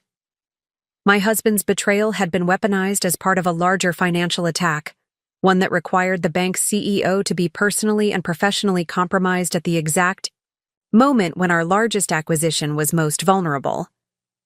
For the first time since this nightmare began, I felt my strategic mind fully engage, the personal hurt and confusion giving way to cold, analytical clarity. Someone had made a critical mistake in their calculations. They had assumed that the personal humiliation of Matt's betrayal would cloud my professional judgment, leaving the bank exposed during a crucial transition. They had underestimated exactly the wrong woman. The county detention center existed in stark contrast to the polished, elite environments I typically navigated. Cold fluorescent lighting cast a sickly pallor over institutional green walls as I was led through a series of security checkpoints, each one stripping away another layer of the dignity and authority I carried in the outside world. No special treatment was offered to the CEO of First National Bank here. Just the same metal detectors, bag searches, and brisk procedural instructions given to every visitor. I was escorted to a private attorney-client room rather than the standard visitation area, a small concession arranged by our legal team that would allow a conversation without monitoring or recording. The guard unlocked the heavy door, revealing a small space containing only a metal table bolted to the floor and two uncomfortable-looking chairs. 15 minutes, he informed me curtly, before stepping back to allow Matt to enter from the connecting door. The man who walked into the room barely resembled the confident surgeon I had lived with for a decade. Matt's usual immaculate appearance had given way to the institutional reality of detention. The designer suit replaced by an orange jumpsuit, his precisely styled hair disheveled, the manicured hands now fidgeting without purpose. Only when he looked up and saw me did a flash of his usual self-possession return. "Sarah," he breathed, relief washing over his features. "You came." "Sit down, Matt," I instructed, taking the chair across from him. Up close, I could see the dark circles under his eyes, the slight tremor in his hands suggesting either medication, withdrawal, or extreme stress. He complied, leaning forward urgently. "Sarah, I know how this looks, but you have to believe me. I'm being set up. Yes, I made mistakes, terrible ones, but I'm not a criminal." I studied his face, searching for the tells I'd learned to recognize over our years together. The slight tightening around his eyes when he was lying, the excessive hand gestures when exaggerating, the way his gaze would shift slightly right when constructing a narrative rather than recalling actual events. None were present now, just raw desperation and what appeared to be genuine fear. "Tell me about Amanda Winters," I said, watching his reaction carefully. Confusion crossed his features. Harold Winter's daughter. What does she have to do with this? The woman at the bank with you yesterday claimed to be Elise Winters. She later came to my office, tearfully apologizing for her affair with you. She doesn't match the description or photographs of Amanda Winters. Matt's expression shifted from confusion to dawning comprehension. The woman I was with yesterday is named Elise Collins. I met her 4 months ago at the hospital. She was never introduced to me as having any connection to Harold Winters. He ran a hand through his hair, agitation building. Sarah, Harold Winters died during a procedure last year. It was a known risk. He had been rejected by 3 other surgeons before I agreed to operate. The family filed a lawsuit claiming negligence, but the hospital review cleared me completely. And since then? I prompted. Since then, I've received anonymous threats, had patient records mysteriously altered, found equipment tampered with before. Procedures! His voice dropped lower. 3 months ago, I began seeing irregularities in our joint accounts, small transfers I hadn't authorized, password reset attempts on my email. I thought I was just being careless, forgetting things, due to stress.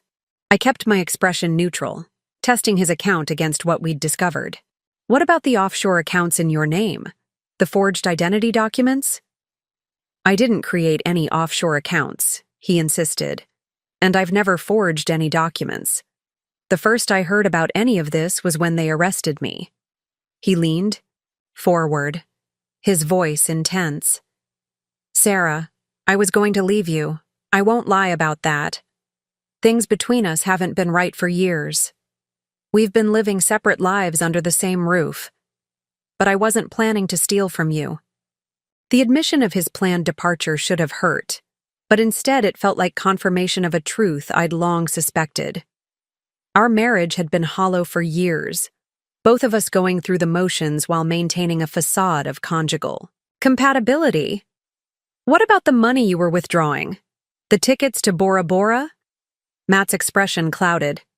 Elise, or whatever her real name is, told me she had an investment opportunity that required immediate cash. She said her father's estate had finally been settled, but the funds were tied up in some kind of holding pattern. If I could provide temporary capital, I'd double my investment within 6 months. He gave a bitter laugh. Classic con, right? I should have seen through it immediately. And you were planning to join her in Bora Bora? Yes, he admitted, having the grace to look ashamed. I was going to call you from there, tell you I wasn't coming back. It was cowardly, I know. The pieces were coming together now. Matt's actual infidelity and planned departure had provided perfect cover for a more sophisticated financial scheme. His moral failings made the criminal allegations completely plausible. Who would question that a man cheating with multiple women might also be embezzling funds? The real Amanda Winters started a financial consulting firm 4 months ago, I informed him.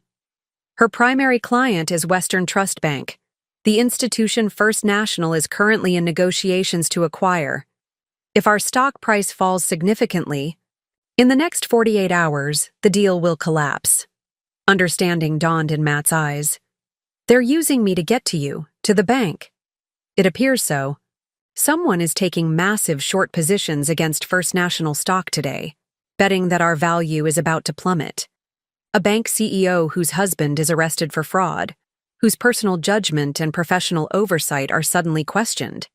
That would certainly trigger a confidence crisis. The timing, Matt said, his medical mind shifting to diagnostic mode despite his circumstances. This whole thing accelerated yesterday because we were scheduled to announce the Western Trust acquisition tomorrow morning, I confirmed. Once that happens, our stock will likely jump 15–20%, making any short positions extremely costly. Matt sat back, the full picture finally clear to him.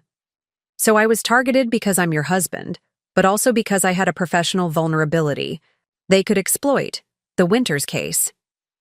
You were targeted because you made yourself vulnerable, I corrected, unwilling to completely absolve him. The affairs, the deception, the planned abandonment, those were all real choices you made. They simply provided the perfect foundation for someone to build a more elaborate fraud.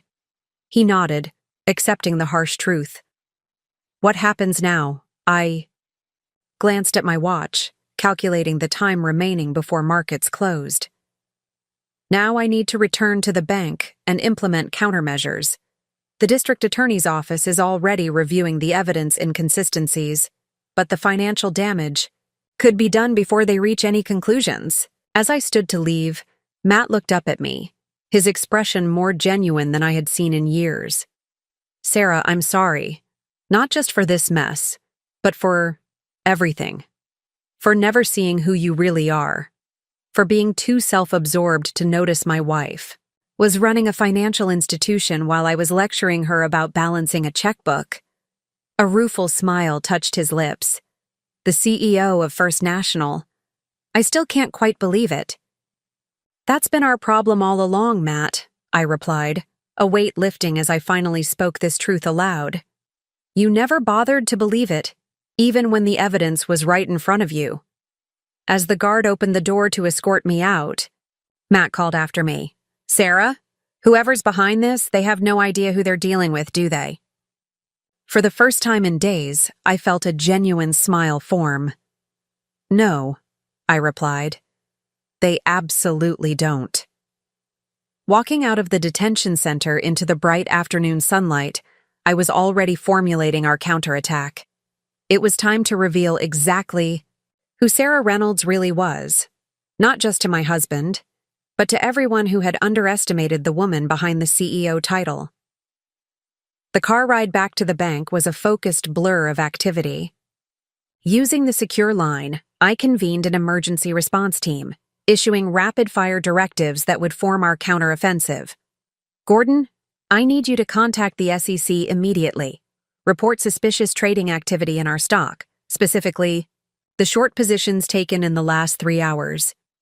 Highlight the connection to Western Trust and Amanda Winters. Already monitoring the trading patterns, Gordon confirmed. The volume is significant. Over 2 million shares shorted since. Known.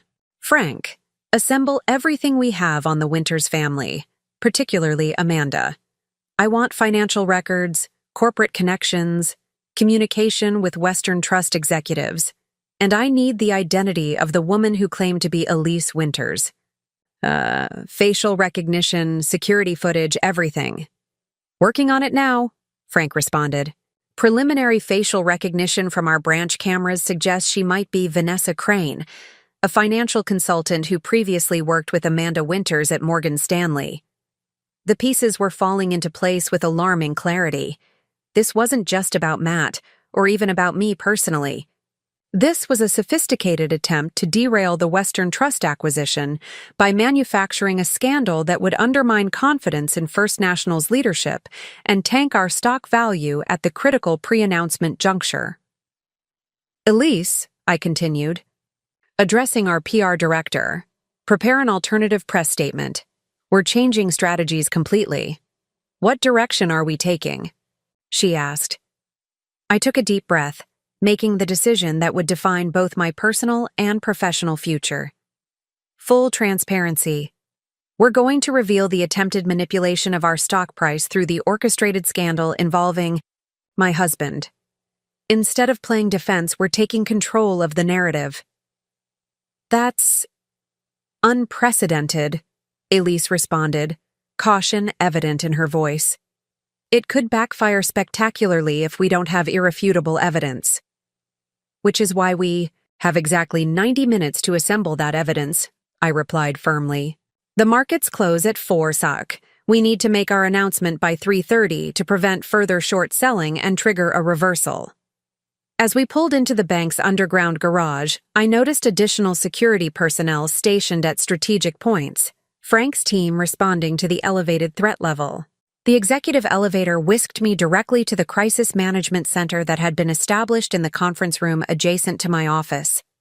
Donna met me at the door, her usual calm efficiency now charged with urgent purpose. The district?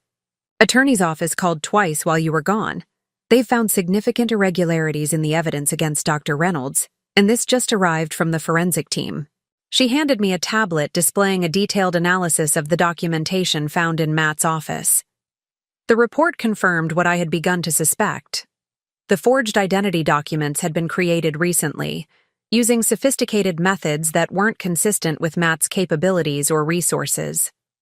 More tellingly, the digital trail led back to a series of anonymous servers that matched those used to establish the fraudulent offshore accounts. Mrs. Reynolds, Frank approached with another tablet. We've identified Vanessa Crane. She's currently employed by Wintercrest Financial, a boutique consulting firm established by Amanda Winters 4 months ago. Their client list includes 3 direct competitors who would be negatively impacted by our acquisition of Western Trust. And the nurses who claimed relationships with Matt? Frank's expression tightened. One appears legitimate. Jessica Morris has worked at the hospital for 5 years and confirms a brief relationship with Dr. Reynolds last year. The other, Marie Donovan, joined the hospital staff just 3 months ago. Her credentials check out, but her background is suspiciously light on details. We're still investigating. So at least part of Matt's philandering was genuine. Not surprising, given what I knew of his character. But the elaborate financial fraud, the multiple relationships, the forged documents, those appeared to be an opportunistic exploitation of his actual moral failings. Gordon, I called across the room where our legal counsel was engaged in an intense phone conversation. What's the SEC saying? He ended his call and approached, his expression grave but determined. They're opening an investigation into the trading patterns. The volume and timing are suspicious enough to warrant immediate attention. They've agreed to issue a temporary trading halt on our stock if we request it. I shook my head. No halt. That would only confirm to the market that something is seriously wrong. We need to change the narrative, not hide from it. The room had filled with key personnel from legal, security, communications, and executive. Leadership, all waiting for my decision on how to proceed. The weight of responsibility was familiar, but intensified by the personal dimensions of this crisis. My marriage, my reputation, and potentially the entire Western Trust acquisition hung in the balance. Here's what we're going to do, I announced, my voice steady as I outlined our counter-strategy. First, we accelerate the Western Trust announcement to today, before market close. Second, we simultaneously release evidence of the attempted market manipulation scheme targeting our stock. Third, we issue a personal statement addressing my husband's situation directly, acknowledging his personal failings while clearly separating them from the criminal allegations that appear to have been fabricated. I turned to Elise. The message needs to be clear. First National's security systems detected and prevented fraud, exactly as they're designed to do. My husband's personal indiscretions are regrettable, but entirely separate from the apparent attempt to manipulate our stock price ahead of a major acquisition. The personal disclosure is risky, Gordon cautioned. It exposes vulnerabilities that could be exploited. No, I countered firmly. The vulnerability was in the secrecy. By bringing everything into the open, both the personal and professional dimensions, we diffused the weapon our opponents were planning to use against us. My phone buzzed with a text from the district attorney's office. New evidence confirms. Offshore accounts were created remotely. Dr. Reynolds' credentials were compromised. Investigating connection to Wintercrest Financial. Possible release pending. I showed the message to Gordon, whose eyebrows rose appreciatively. This changes things. If Matt is released today, it substantially strengthens our counter-narrative. For the next 45 minutes, the team worked with focused intensity, assembling evidence, drafting statements, coordinating with regulatory authorities, and preparing for what would be the most consequential press announcement of my career. The atmosphere crackled with purpose, the initial shock and defensive posture replaced by strategic resolve. At 3:15, Donna entered with the final drafts of our statements and the latest market update. First National stock has dropped 8% since the rumors began circulating this morning. The short positions have increased to nearly 3 million shares. I nodded, reviewing the documents one last time. And the Western Trust executives? On standby. For the joint announcement. They're understandably concerned but still committed to the deal. Good. It's time. The executive team assembled in the formal media room, where a podium bearing the First National logo awaited. Camera crews from major financial networks had been summoned for an urgent announcement regarding market activity. Deliberately, vague language that ensured their attendance without revealing our strategy. As I prepared to step before the cameras, Gordon approached with one final update. The SEC has identified the primary sources of the short selling, 3 hedge funds with direct ties to Amanda Winters. They've agreed to issue a statement supporting our market manipulation claims. I straightened my jacket, a strange calm settling over me. In the past 24 hours, I had discovered my husband's infidelity, seen him arrested, watched our accounts nearly drained, found evidence of an elaborate financial conspiracy, and now stood ready to address it all publicly. The woman who had carefully separated her professional and personal identities for a decade was about to deliberately shatter that barrier. "Mrs. Reynolds," Frank said quietly as I moved toward the podium, "your husband has been released. The DA dropped the most serious charges pending further investigation." I nodded, absorbing this final piece of information. "Thank you, Frank." The lights of the camera crews illuminated the podium as I took my position, facing not just the assembled media, but the defining moment of both my career and my personal life. The time for hiding, for being underestimated, for allowing others to define me was over. With perfect composure, I began to speak. "Good afternoon. I'm Sarah Reynolds, President and CEO of First National Bank. I've called this press conference to address 3 significant matters. First, an apparent attempt to manipulate our stock price through coordinated fraudulent activities. Second, the advancement of our previously scheduled announcement regarding Western Trust Bank. And third, recent events involving my husband, Dr. Matthew Reynolds." The assembled journalists leaned forward, sensing that this wasn't going to be a standard corporate statement. Camera shutters clicked rapidly as I continued, my voice steady and authoritative. "Let me begin with the most important information for our investors and customers.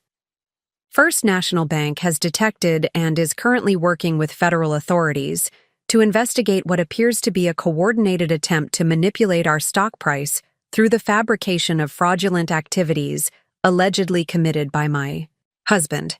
I paused, allowing the murmurs to rise and fall before continuing. "Specifically, evidence indicates that individuals with connections to companies that would be negatively impacted by our acquisition of Western Trust Bank engineered a series of events designed to create a false scandal, undermine confidence in First National's leadership, and drive down our stock price at a critical moment." The room had fallen completely silent, all eyes fixed on me as I methodically outlined the scheme.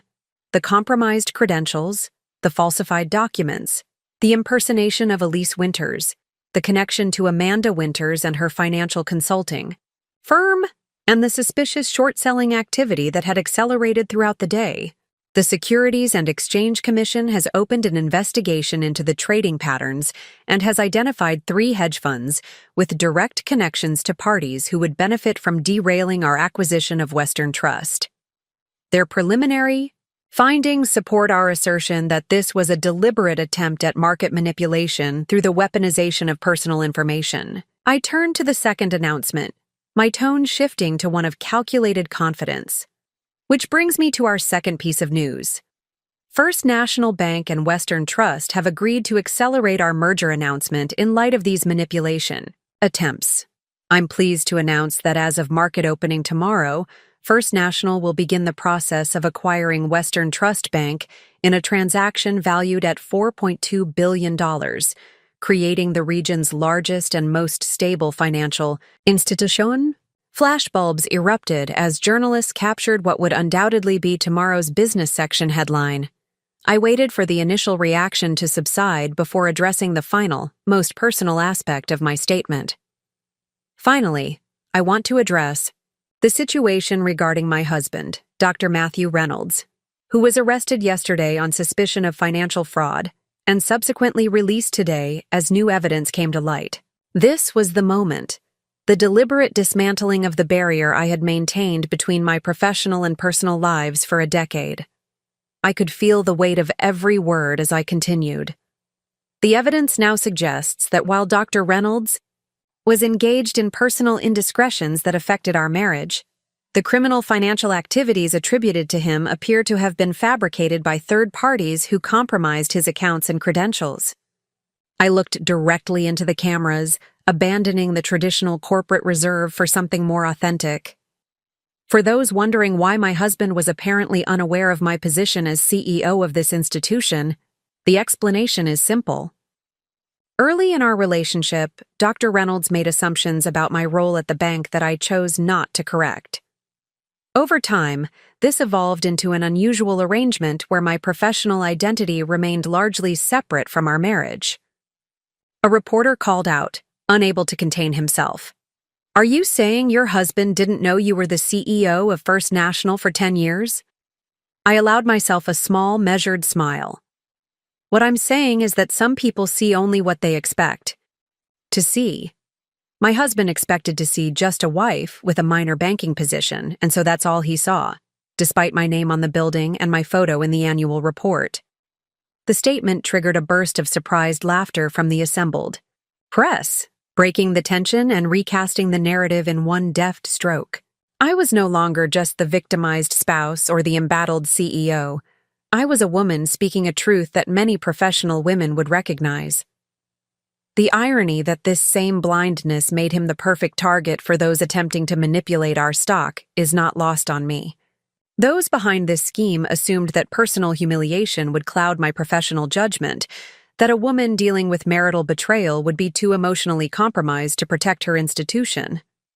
I straightened, my voice taking on an edge of steel. They were mistaken. The questions came rapid fire after that, about Matt, about the marriage, about the timing of the Western Trust announcement, about the market manipulation allegations. I addressed each with the same measured composure, neither avoiding the personal dimensions nor allowing them to overshadow the professional significance.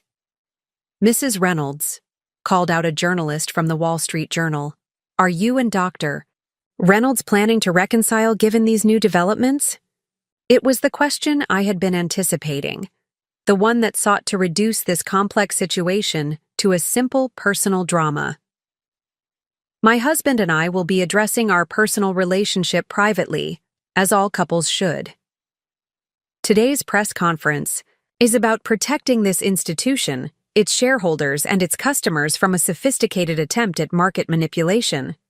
I would ask that you respect that distinction," another reporter pressed. "But surely your husband's actions, the affairs, the planned departure, influenced your handling of this crisis?" I met her gaze directly. Every leader brings their full self to moments of crisis, including their personal experiences. I'm no different, but the strength of our institution lies in its systems and its people, not in the personal life of its CEO. First National's security protocols functioned exactly as designed, protecting our customers and our shareholders, regardless of who was involved. As the press conference concluded, I could see from the expressions of the executive team that we had successfully shifted the narrative. The story was no longer bank CEO's husband arrested for fraud, but rather First National uncovers market manipulation scheme ahead of major acquisition. Stepping away from the podium, I felt a curious lightness. The careful compartmentalization I had maintained for so long, the professional CEO entirely separate from the accommodating wife, had finally dissolved. Whatever came next, it would be as my complete, integrated self, neither hiding my capabilities nor diminishing my personal experiences. Gordon approached as the media began to disperse, tablet in hand. First National stock has already rebounded 3 points since your announcement. The short sellers are scrambling to cover their positions. I nodded, unsurprised. And Western Trust? Their board just voted unanimously to proceed with the accelerated timeline. The merger announcement is being extraordinarily well received. As we returned to the executive suite, Donna met me at the elevator with an update that caught me off guard. Mrs. Reynolds? Dr. Reynolds is here. He's waiting in your office. Matt stood at the window of my office, gazing out at the cityscape that had been the backdrop of my professional life for years. He had changed from the detention center jumpsuit into clothes that must have been delivered to him after his release. A simple button-down shirt and slacks that lacked his usual sartorial precision. His reflection in the glass showed a man, still processing the seismic shifts in his reality. He turned as I entered, his expression a complex mixture of emotions I couldn't fully decipher. The confidence that had been his defining characteristic throughout our marriage was notably absent, replaced by something more tentative, more authentic. I saw your press conference, he said, gesturing toward the television mounted on the wall, now muted, but still showing financial analysts discussing the day's dramatic events. It was remarkable. I set my portfolio on the desk, maintaining a professional distance between us. Thank you. Though I doubt you came here to compliment my media skills. No, Matt acknowledged, running a hand through his disheveled hair. I don't even know exactly. To apologize?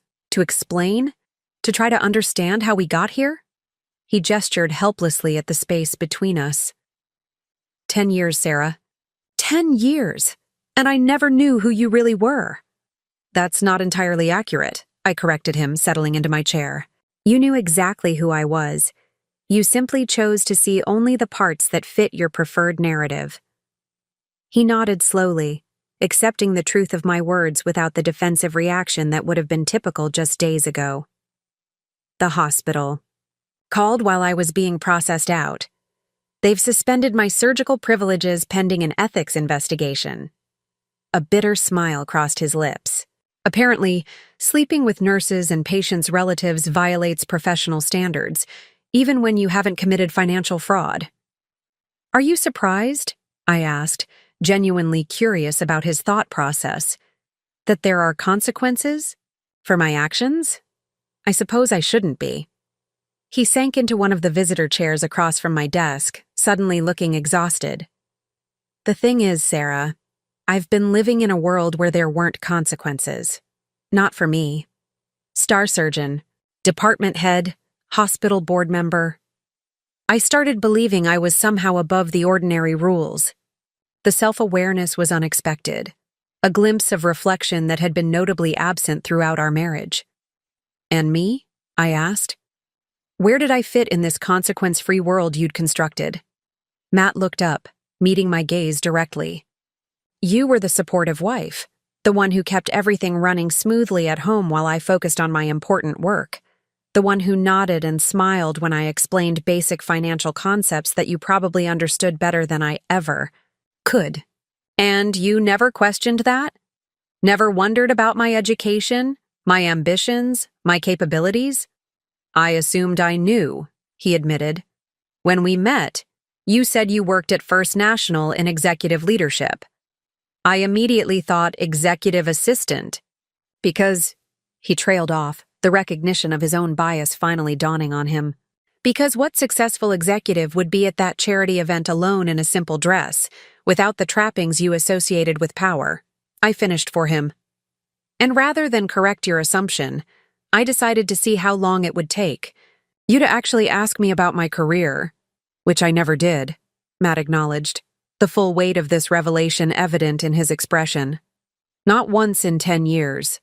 The silence that followed was heavy with the accumulated weight of a decade, of miscommunication and unspoken truths. Outside my office, I could hear the muted activity of the executive floor, the banking empire continuing to function smoothly despite the personal drama unfolding within these walls. When did you become CEO? Matt finally asked. 3 years. Ago.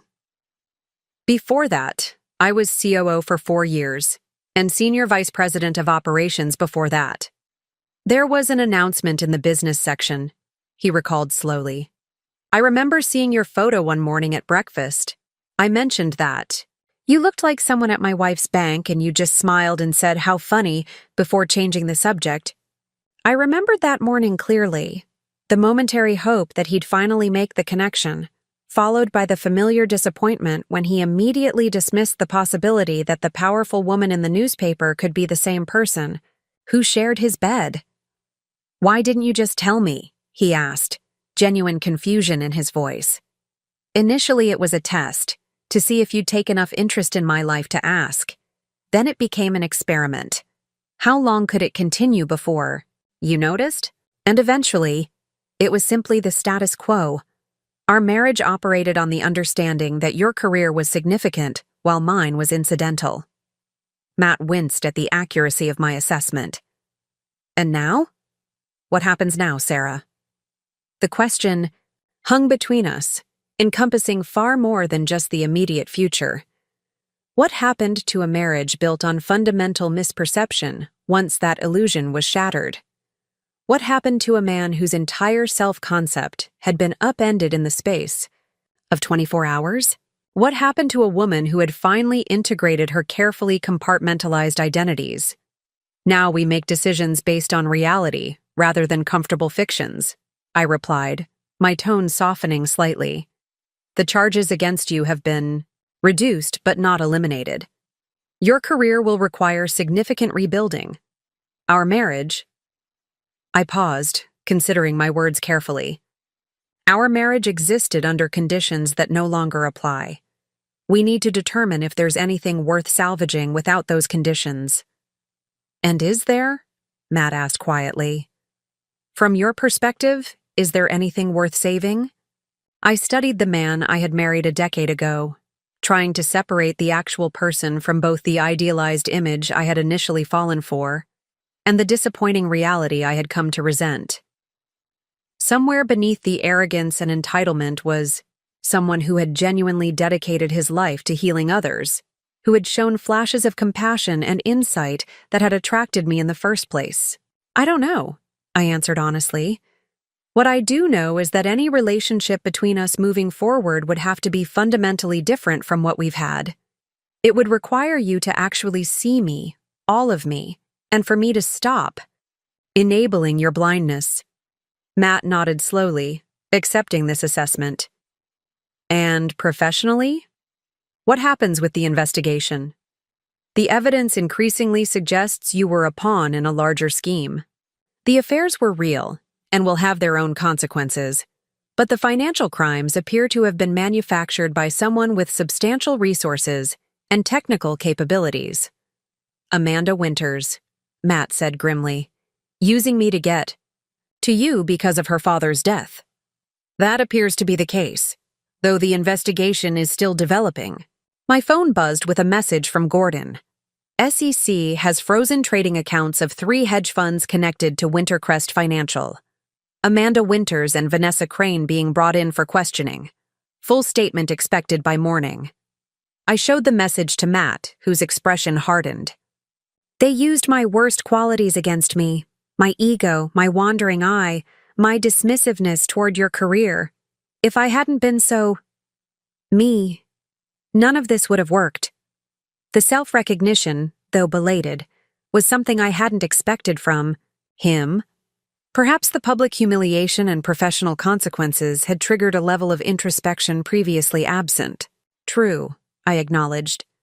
"But it's also true that if I had been more direct about my position years ago, rather than allowing the misperception to continue, we might have addressed the fundamental problems in our relationship before they reached this point." For a moment, we sat in silence, 2 successful professionals who had failed spectacularly at the basic communication necessary for a genuine partnership. The irony wasn't lost on either of us. "I'd like to try," Matt said finally. "Not to save what we had. I can see now that wasn't healthy for either of us. But to maybe build something new, based on who we actually are rather than who we pretended to be." I met his gaze, searching for the sincerity behind his words. That would require significant changes, Matt. Not just in how you see me, but in how you see yourself. I know, he said quietly. And I can't promise I'll get there. But the past 24 hours have been clarifying.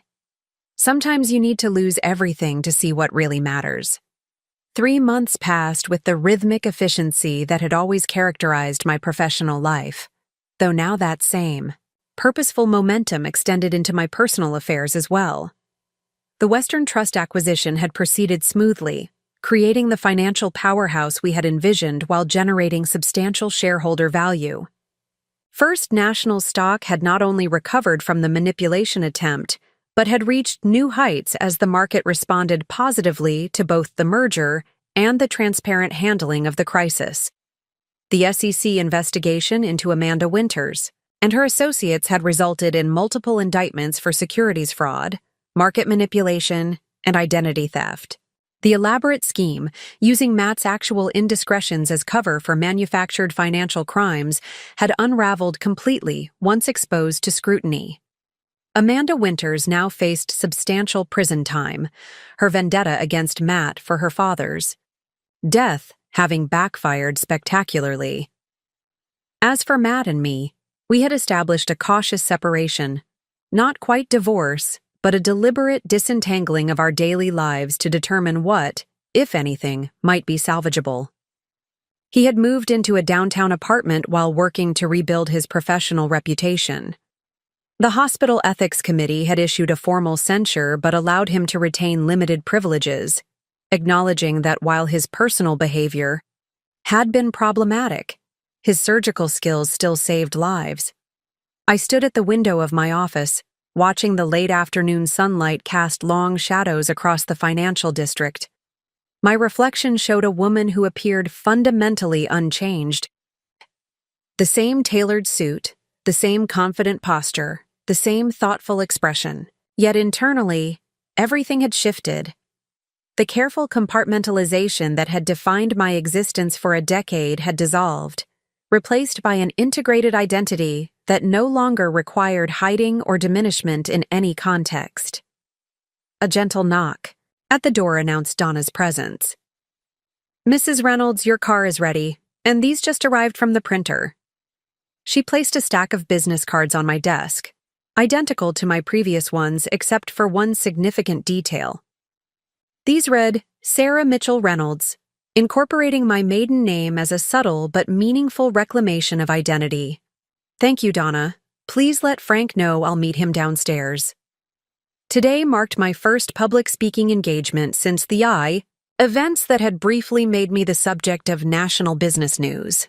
The Women's Leadership Conference had invited me to deliver a keynote address on authentic leadership in crisis, an opportunity to reshape the narrative around both the attempted market manipulation and the unusual dynamics of my marriage. As I gathered my notes, my phone buzzed with a text from Matt. "Good luck with your speech today. They're lucky to hear from the real you." The message reflected the tentative new understanding we had established during our weekly conversations. Sometimes tense, sometimes surprisingly insightful, but always grounded in a newfound commitment to seeing each other clearly. Whether these discussions would lead to reconciliation remained uncertain, but they had already facilitated a more honest relationship than we had managed in 10 years of marriage. The elevator descended smoothly to the lobby, where Frank waited to escort me to the conference venue. As we walked through the main banking hall, I noticed employees straightening slightly as I passed, not from fear, but from a new kind of respect. The events of that tumultuous week had transformed me in their eyes from merely a competent executive to a leader who had faced both professional and personal crises with remarkable steadiness. "Mrs. Reynolds," Frank said as we approached the car, "the conference organizers called to confirm there will be media present for your address. Do you want to revise any of the talking points?" I shook my head, settling into the back seat. "No. Revisions necessary. Complete transparency worked 3 months ago. It will work today." As the car merged into afternoon traffic, I reviewed my notes one final time. The speech wasn't just about the attempted market manipulation or even about the unusual dynamics of my marriage. It was about the cost of compartmentalization, the price paid by those who divide themselves into acceptable fragments to navigate a world that isn't ready for their whole self. The woman who had once been content to be underestimated, to be seen as just a wife in one context while commanding a financial empire in another, had vanished. In her place was someone both more vulnerable and more powerful, a leader whose authority now stemmed not from careful image management, but from the authentic integration of all her identities and experiences. Whatever happened with Matt, whatever challenges awaited First National, whatever new attempted manipulations might target me in the future, I would face them as my complete self. No more hiding, no more diminishment, no more allowing others to define my capabilities or limitations. Just Sarah Mitchell Reynolds, in full.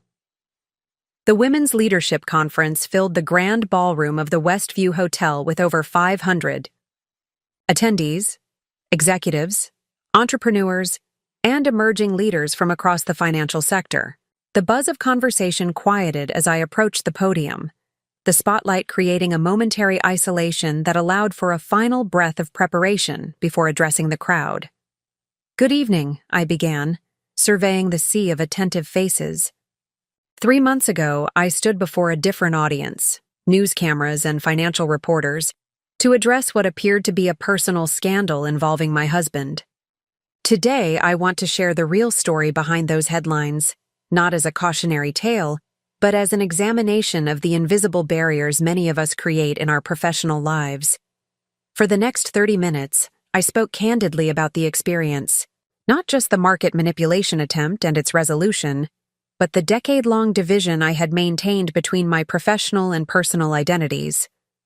The audience listened with unusual intensity, many nodding in recognition at the compromises and compartmentalization that had characterized my marriage. The most powerful revelation wasn't discovering my husband's betrayal, I told them, or even uncovering the financial scheme targeting our bank. It was recognizing how complicit I had been in my own diminishment, how by allowing myself to be underestimated in one aspect of my life, I had reinforced the very barriers I was working to dismantle in my professional capacity. After the speech, during the reception that followed, a constant stream of women approached to share similar experiences. Stories of professional accomplishments hidden from romantic partners, of capabilities deliberately downplayed to maintain relationship harmony, of exhausting double lives maintained to navigate contradictory expectations. "Your situation was extreme," one bank vice president confided, "but the pattern is so familiar. My husband still introduces me as working at a financial company, rather than as the head of risk management for a major investment firm, and I've never corrected him." As I drove home that evening, these conversations lingered in my thoughts. My personal story had clearly struck a chord, suggesting that my experience, while unusual in its specifics, reflected a broader pattern many professional women recognized: the challenge of being fully seen, of having one's complete self acknowledged and respected across all contexts, was evidently more common than I had realized. My downtown penthouse welcomed me with quiet elegance, a space I had reclaimed entirely as my own in Matt's absence. The familiar furnishings now arranged according to my preferences alone, the walls newly adorned with artwork I had selected without consideration for anyone else's taste. This physical transformation of my living space mirrored the internal shift in how I occupied the world. A package waited on the entry table, a book-sized parcel with Matt's handwriting on the label. Opening it revealed a first edition of Financial Institutions and Markets, the textbook I had studied in graduate school, with a simple note.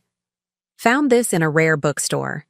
Thought the CEO might appreciate it more than the bank employee I once believed you to be. Learning to see clearly, even when it's difficult." M. The gesture was characteristic of our recent interactions. Acknowledgements of past blindness paired with small efforts to demonstrate new awareness. Neither overly sentimental nor presumptuous about our future, just quiet recognition of the reality I had always inhabited, but he had failed to see. My phone chimed with a message from Gordon. Latest SEC filing complete. Amanda Winter's assets. Frozen pending trial.